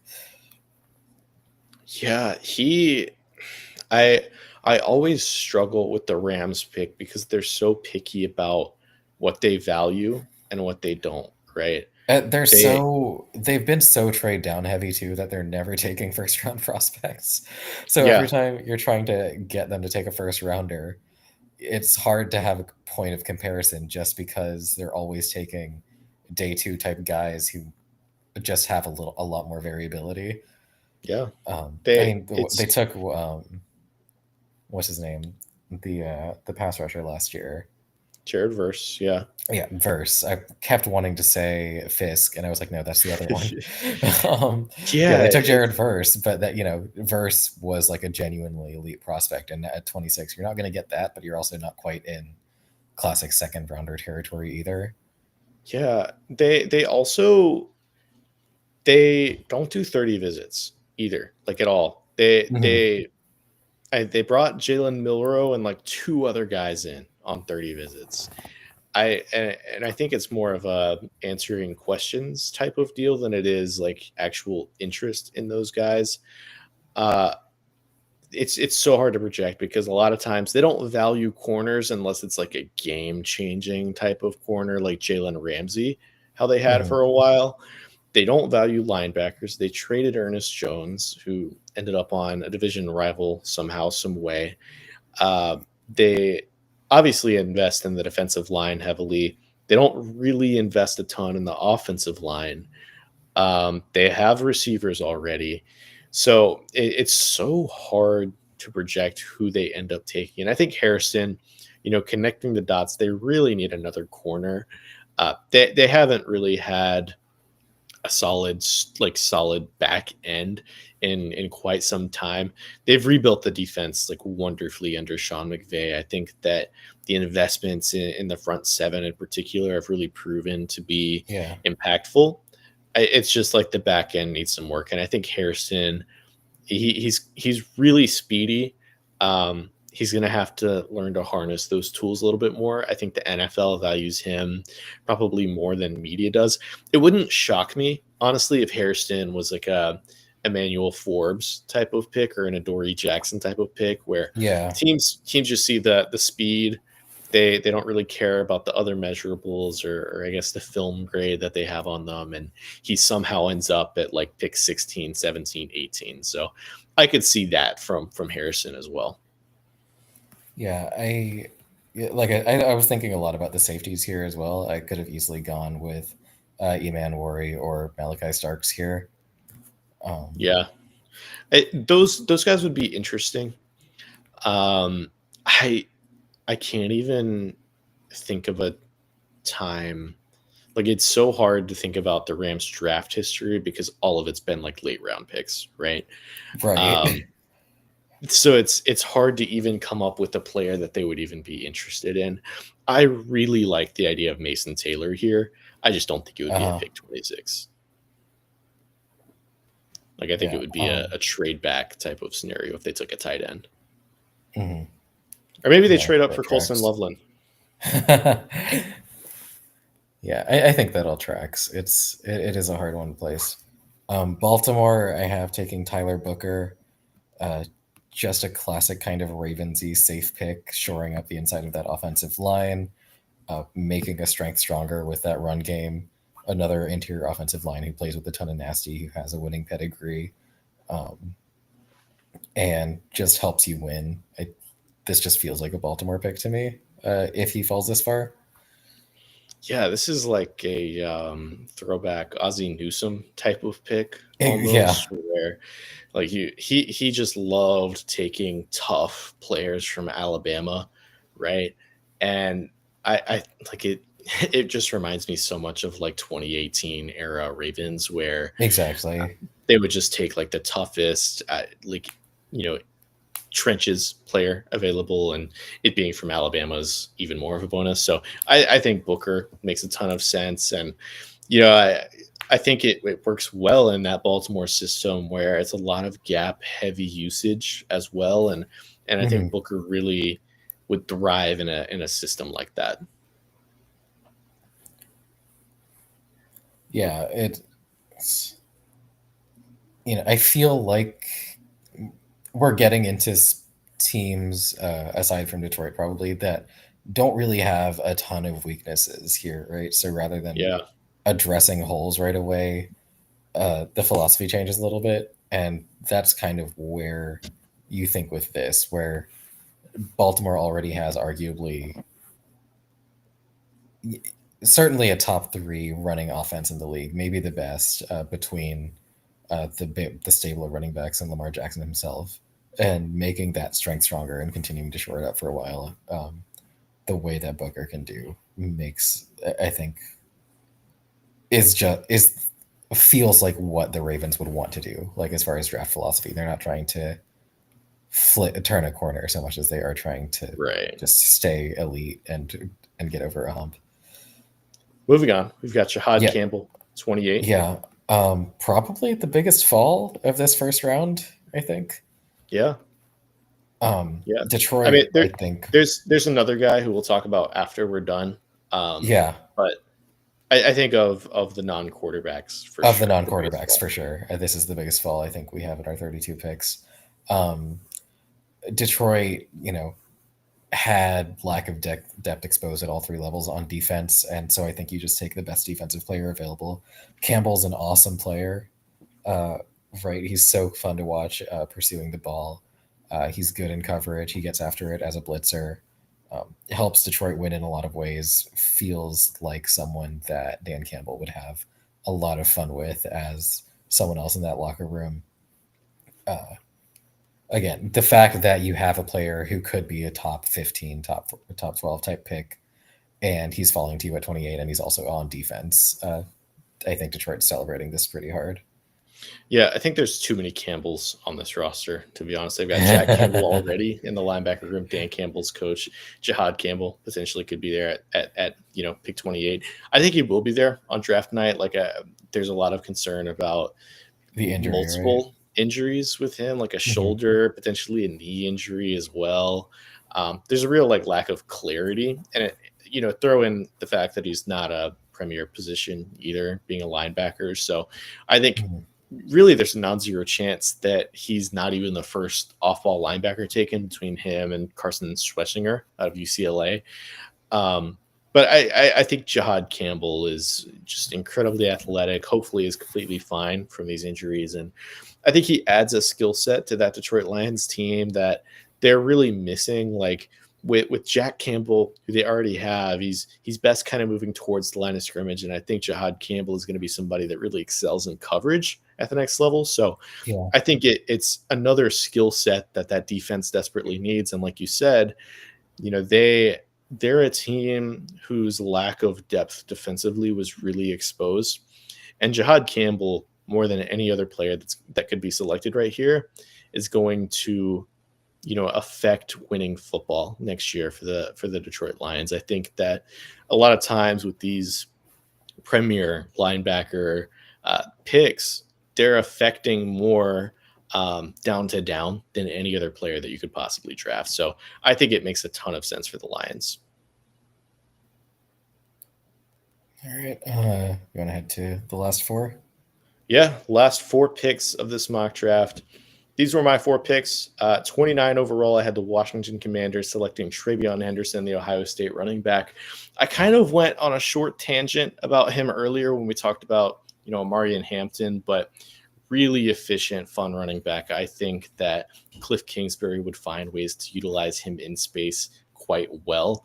I could see this being another trade back candidate where the Commanders don't really have a ton of picks. They traded a lot for Laramie Tunsil. They traded for Debo Samuel. So getting a running back with one of the few picks that you have isn't necessarily the ideal scenario, but Henderson is an exciting electric running back who is going to take advantage of a lot of the space that Jaden Daniels is able to create. So I think it would be, maybe not the most premier position that they could select. Maybe they end up going a corner like Trey Amos or maybe a safety like Malachi Starks with this pick. But I think Henderson is, from a fantasy perspective, which I think it would be really fun in that aspect of it too. So selfishly, I kind of want it to happen. Yeah, it has to have been at least a decade since the last time we had three running backs in the first round.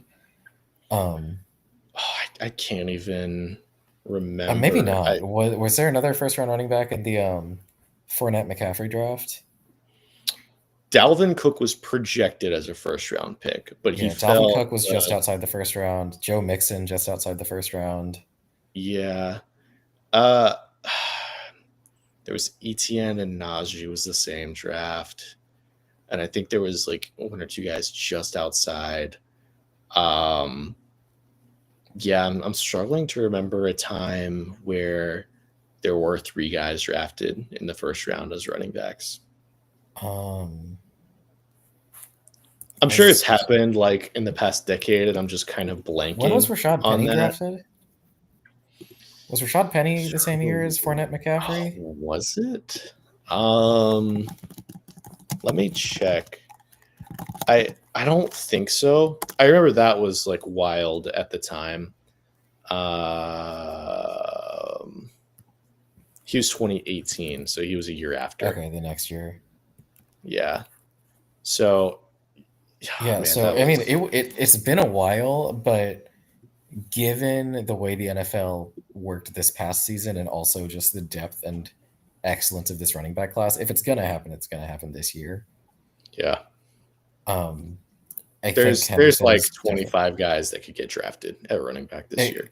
yeah, and it's not just depth, right? Like we talked about Genty and Hampton being top 10 talents in this draft overall. Henderson and even a couple of the guys behind him are probably top 40. Yeah. I So mean, Quinshawn Judkins probably the fourth running back off the board. So, yeah, Judkins or maybe Caleb Johnson. oh yeah. So if it's going to happen, I think this is one of the most likely drafts it could happen. It would be this offense would be insane to watch between the weapons they already have in Washington and adding a Henderson to that backfield. I'm much less of a fantasy expert than you, but it would they could hurt you in so many different ways. I can see this. I can see Kingsbury really salivating at that prospect. Yeah, it would be a lot of fun, which probably means it won't happen, but I would selfishly like to see it. 30, Buffalo takes Matthew Golden, the Texas receiver. We kind of touched on him a little bit, how we kind of valued Emeka Egbuka over him just a little bit. And I think he makes a ton of sense as a deep ball threat for Josh Allen in particular. He has a skill set that the Buffalo Bills don't really have. You know, they have Keon Coleman, sort of that X sort of receiver, kind of dirty work type of guy. They have Khalil Shakir, who seems, really solid in the slot. They just extended him. I think that Matthew Golden would give them an over the top presence that they kind of desperately need in that offense. Just another, dynamic downfield threat to kind of create space for those other guys in that offense. Yeah, he's not going to be Stephon Diggs, but he will at least create some opportunities the way that he's not going to get the ball as often probably as Diggs did when he was in Buffalo at his peak when he was there. But in terms of just unlocking the offense and giving Josh Allen space to work, and that it's just having someone who's a threat to do something downfield is something, and separate downfield is something that they haven't had consistently since Diggs left.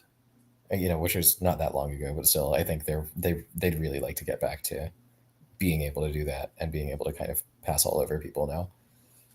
Yeah, I think a lot of people are going to see, first round receiver Matthew Golden and kind of expect him to eventually become, 1,000-yard type of receiver.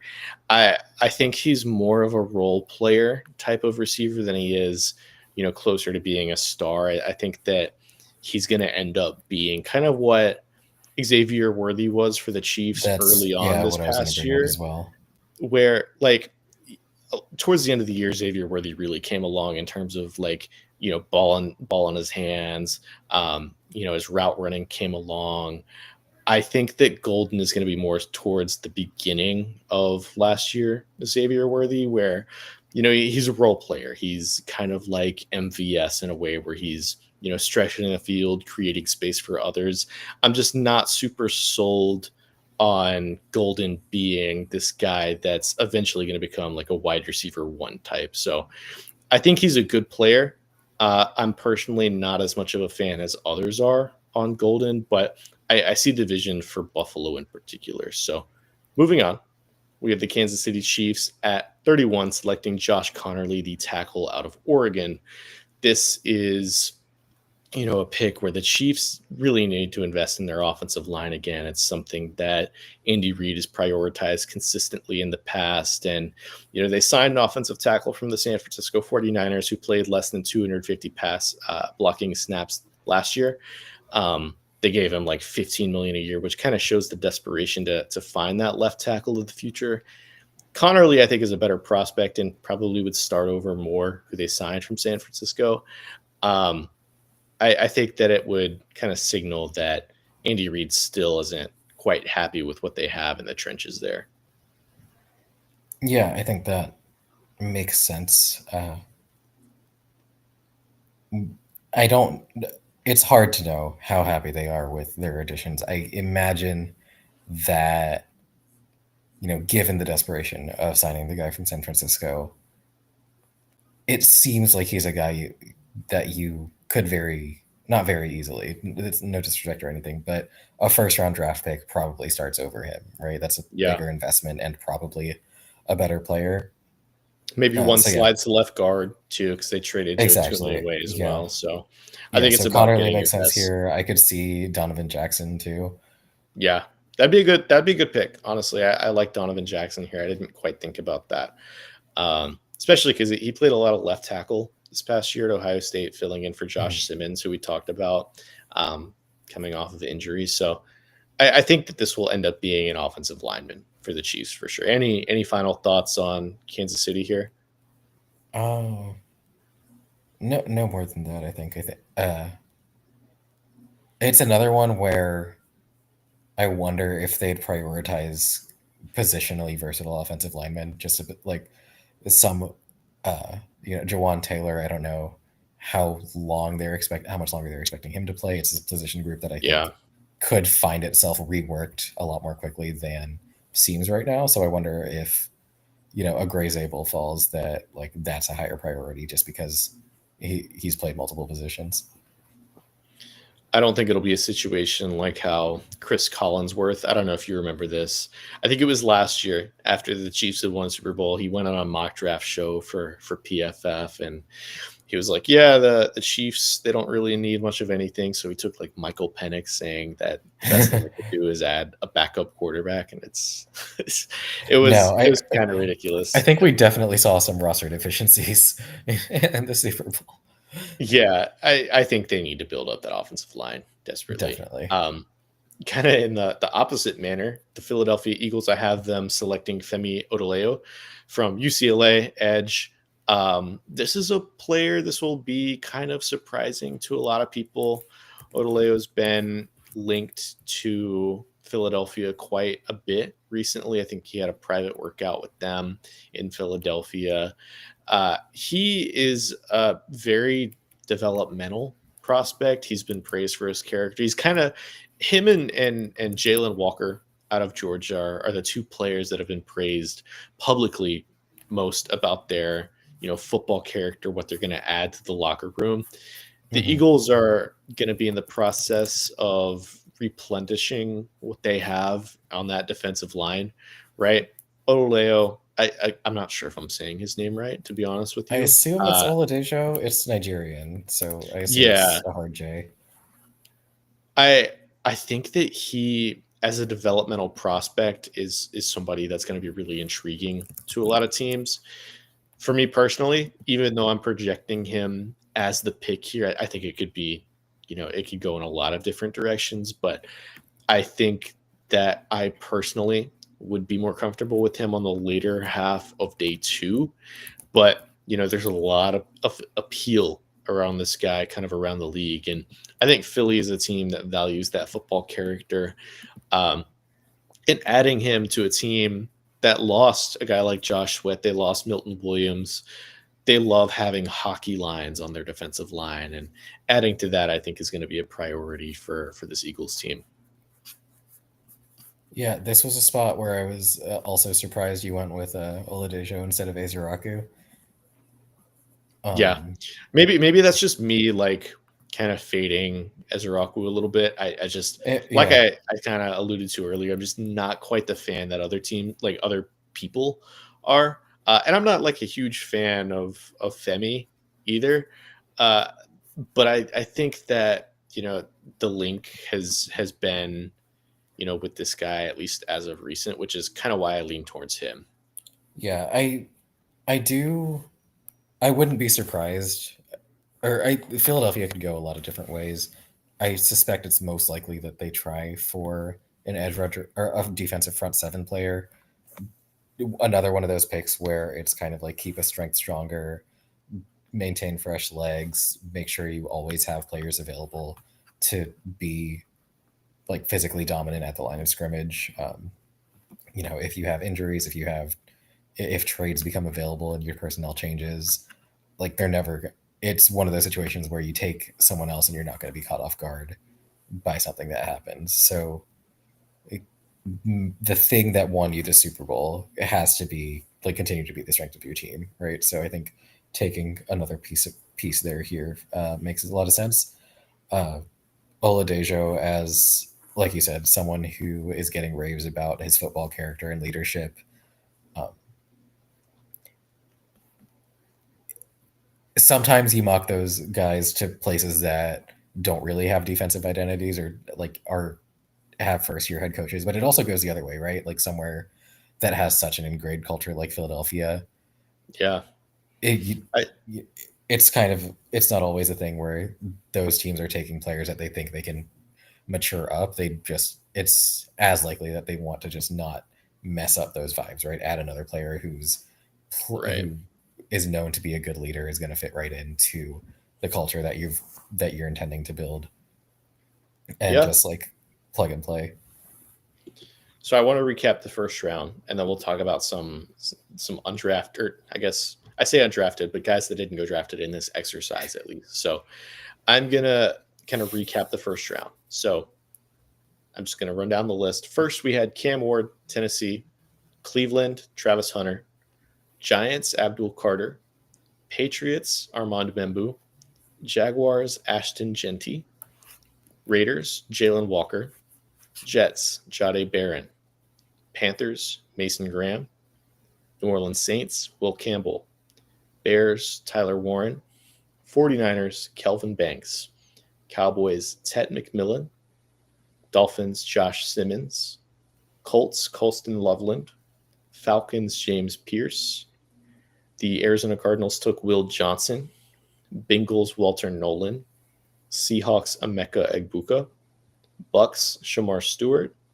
Broncos, Amarian Hampton; Steelers, Derek Harmon; Chargers, Michael Williams; Packers, Mike Green; Vikings, Kenneth Grant; Texans, Gray Zabel; Rams, Maxwell Hairston; Ravens, Tyler Booker; Detroit took Jahad Campbell; Commanders, Travion Henderson; Bills, Matthew Golden; Chiefs, Josh Connerly; Eagles, Femi Odelejo out of UCLA. So that's the first round.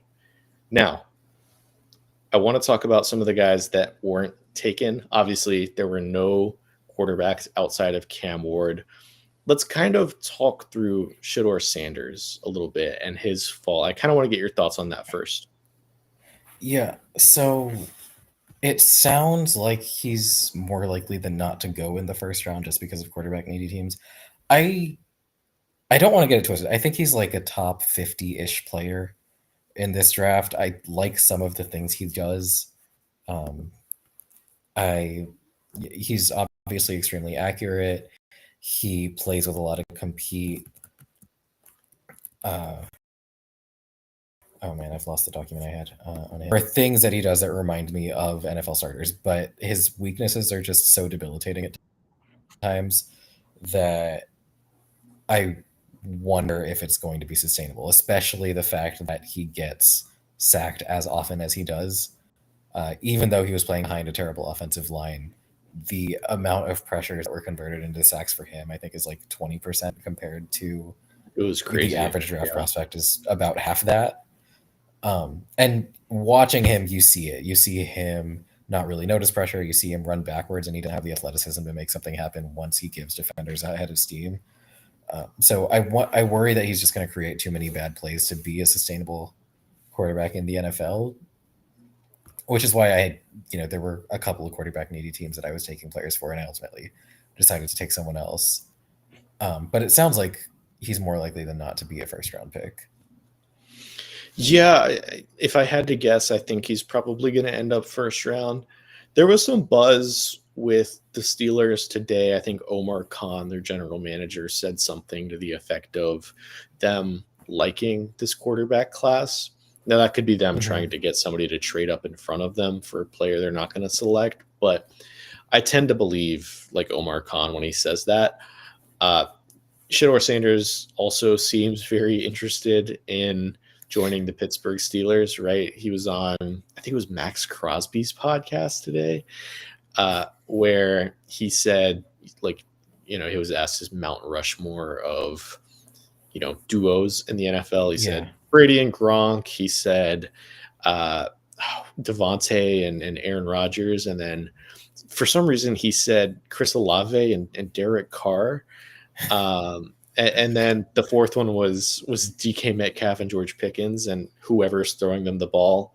Right. Um, I I don't know how interested the Steelers are in Shador Sanders, but the links are there more than with any other team at the Yeah. moment. It's harder to say it about the team with the 21st pick in the draft than the team with the first pick, but it is almost exactly the same thing as that Cam Ward was doing with his messaging about like the top receivers in the league, and he mentioned like Traylon Burks.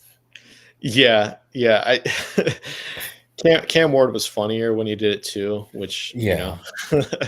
um, I I think that Sanders could be an effective NFL quarterback if he's in the right spot.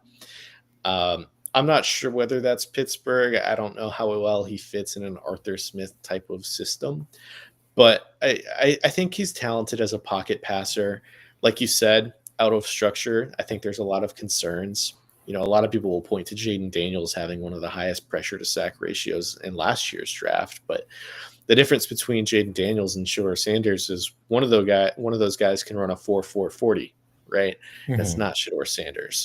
Um, the athleticism, it is what it is. But I think that if he lands on a team, let's say like the Cleveland Browns, if they trade up into the first round, I think that's probably my favorite fit for him. If they somehow end up with Travis Hunter and Shador Sanders, which would be a Colorado hype beast stream, probably, Yeah. right? But I think there's some legitimacy to the idea of Shador Sanders working in a Kevin Stefanski type of system. So I like him there. I don't really like him in New York. I think Hmm. that there would be some questions about him in an Arthur Smith system with Pittsburgh. And really that's kind of it in terms of teams that I think would presumably have interest in Shador Sanders in the top 50. Yeah. I found the notes that I have on quarterbacks, and I compared Shador to either Mac Jones with some dog in him or a slightly less athletic Tua Tagovailoa. Yeah, And I don't know if you think the thing that kept Mac Jones from being an effective starter was dog, or if you think like Tua would work if he was less of an athlete. There are definitely pathways to success. I think slightly more needs to go right for him than some other people. Like he's kind of scheme yeah. dependent, and I think he's also kind of situation dependent. There's a path for him to be an average NFL starting quarterback. He's just not necessarily the type of guy that I would be willing to hitch my wagon to. Yeah, I agree with that for sure. I think some other guys that went, you know, undrafted in our exercise. Luther Burden is one of my favorite players in this draft class. We didn't have a single safety taken in this draft, like Yeah, no Malachi both. Three, Eman Wari. Some people really like Kevin Winston. None of those guys were picked here. I'm kind of just looking at, Tankathon's big board to see who else. I think Mason Taylor. Sorry, Mason Graham is guaranteed to go first round. Mason Taylor. Um, I think there's a real chance he does as well. He wasn't picked here. Arianti Ursary could go first Hmm. round. Maybe Charles Grant. I think Donovan Jackson as well, right? Tyleek Williams, Darius Alexander, two guys on the interior defensive line. Uh, Mhm. Ezra Rockwu, Nick Scorton, maybe JT Tuamalau are potential edge guys that could go around one that didn't hear. Yeah, I think you mentioned him, but Carson Schwessinger is a Yeah, possibility. I think like there's been a lot of people saying that he's likely to go around one, like maybe Bills at I think 28 or something like that. So I I like him in that destination, and Trey Amos, Savon Ravel are two corners that I Mhm. also think could go around one. So I think that's basically I covered all of the maybe Jalen Milrow, Jackson Dart. You could throw those guys in there too, but I Yeah. think lesser quarterback prospects. Is there anybody that I missed that you think potentially could kind of sneak into that first round range?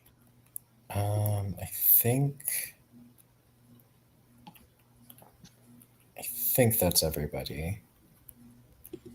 Yeah, I'm trying to think of like I think the biggest surprise, like I would be surprised. I would be shocked if at least one safety doesn't go in the first round. yeah, and this was me and Jacob did a bold predictions episode a few weeks Hmm. ago, and one of his predictions was that zero safeties are selected in round one, Really? and I here's the thing is like we haven't really like we've been updating the rumor tracker pretty consistently for the 2 point Hmm. conversion website, so you Yep. guys should check that out. um, Not once have any of us come across Malachi Starks or Nick Emanwari's name on any of the rumors that we've kind of seen throughout the internet. um, so that kind of raises some alarm bells in my head in terms of like, okay, why isn't anybody talking about these guys? Do you think that like maybe the Vikings, maybe I don't know, the Bucks could end up taking a safety in the Yeah, the later part of the Vikings. first I could see round? the Bucks. I could maybe see the Lions. Maybe Washington. Maybe they Yeah. want a Jeremy Chin replacement. Um, but yeah, I think like outside of those teams, it's maybe the Dolphins take Eamon Yeah, and Wari really high. I think I mentioned the Rams too as someone I was considering giving a safety. That's right. Yeah. So there's some teams. It's just if there's so many trenches guys too that are Exactly. probably going to Yeah, get valued high. So it's for sure a trenches draft. So I yeah, could I'm just end up pushing out. like looking at our top 32 picks. There's, let's see, 1 2 3 4 5 6 7 8 um 9 10 11 12 13 14 15 16 of the 17 of the top 32 picks were offensive line or defensive line. That's pretty ridiculous. Yeah. Like there's some skill position players to be had. It's just not as prevalent as a lot of these trenches type of players. So Yep. with Definitely. that, are there any final thoughts you have on any of the guys that weren't drafted, or really just the mock draft as a whole? I think we covered everything. I This exercise, especially doing it in podcast form, is like it's borderline impossible to do while also forecasting trades. Yeah, Um, there are going to be trades. There's been way too much smoke about teams who want to trade down, and even like the price for trading up getting lowered because of how many teams want to trade down. So it's going to happen. I'm excited to see who moves, what players, if any, get moved. I was like briefly entertaining in my head earlier, like what the Panthers would have to give back to do like a pick swap with Green Bay and also get Jair Alexander. yeah. Um, so like things are going to happen. I think it's going to be a much more interesting night than the way that we talk about it here. But other than that, I think Any about like predictions for like maybe the first trade that we see? I have one in mind, but I'll wait to see if you have one before I say it. I I think my boldest one is probably like Chicago going to 5 or 6 for Genty. That was the one I was going to say. Yeah. Oh yeah. Yeah. They have extra capital from the Bryce Young trade still Yeah. miraculously. So maybe they send like 39 or 41 or their 2 second round picks. If they send one of those picks plus 10 overall to Jacksonville, I think they could move up and get Genty. And I think Jacksonville could slide to 10 and get Ted McMillan, who they've also been linked to. So I think that makes a ton of sense for both sides. Whether Chicago wants to spend a first and second round pick on a running back, we'll see. But Mhm. that one makes sense. I could also see, somebody making a move up for a tackle, whether it's Campbell, Membu, or even Kelvin Banks, one of those three. Um, and then if the Steelers get really desperate and they really like Shador Sanders and they're paranoid the Saints are going to take them, I could see them moving up for Shador Sanders, maybe 7 or 8 overall. But those are kind of the only moves that I'm kind of seeing at the moment. But there's going to be something we don't expect. That's going to round it out for Yeah. mock draft 2.0. We've been going at it for I don't know 130 minutes, right? Mhm. So there's a lot of analysis to kind of comb through. If you guys kind of missed the first part, uh, there's a lot of talking that we did on these guys, and please check it out. Uh, Jacob and I are going to be live on Thursday night towards the end of the draft. Pick 24, 25 is when we're going to aim to go live. Just kind of recapping the first round of the NFL draft. And then on Friday, we're going to have a live draft show for rounds 2 and 3. We're super excited about that. For just $1, a limited time offer, the 2 point conversions draft guide is on sale right now. So check that out if you haven't already. It's 2pointconversion.com/shop. Akil, thank you for joining me today. Is there anything you want to plug? Um, let's see. I've got. So you can look forward to an article I'll have on Friday morning, just talking about draft grades and how they're not a useless exercise. I think that's going to be. I'm looking forward to writing that, and then the other place I write at tarheelblog.com, I've written draft profiles. I talked about one for Omarion Hampton. I've also got two on a couple of day 3 guys from UNC, Cayman Rucker and Elijah Huzzy. So if you want to check those out, those are also there. Other than that, that's about it. What do you think of Willie Lampkin, the 5'11" guard out of UNC? I adore Lampkin as a player. I think he's awesome, but I I want to see him work as like a fullback or something so badly. Yeah, But at like he's 5'11", quick in 270, space. He's quick yeah, in space. at 5'11", 270, like offensive line is just not an NFL future for him. But he's such a ev- the fact that he won as often as he did as a run blocker at his size is just like miraculous, Yeah, right? I want to he's see him. ridiculous. I would love to see him work in the NFL. I hope someone gives him a chance. I hope somebody gives him a chance at fullback, like you said. I think he's a fun player. But check out Akil's work over at Tar Heel Blog and, of course, at the 2 point conversion as well. We're going to get out of here. Follow the 2 point conversion at 2p_conversion on Twitter. You can follow it at 2pointconversion.com on Blue Sky as well. Let me see if there's anything else I want to plug. I don't think so. There's a ton of content on our website. Yep. We talked about the rumor tracker. There's mock drafts. There's positional rankings. There's other pieces as well. We have a mock draft simulator and a big board builder as well. So check that out. We've been putting out a ton of work on 2 point conversion. So follow us there. And yeah, we're going to get out of here. We will talk to you on Thursday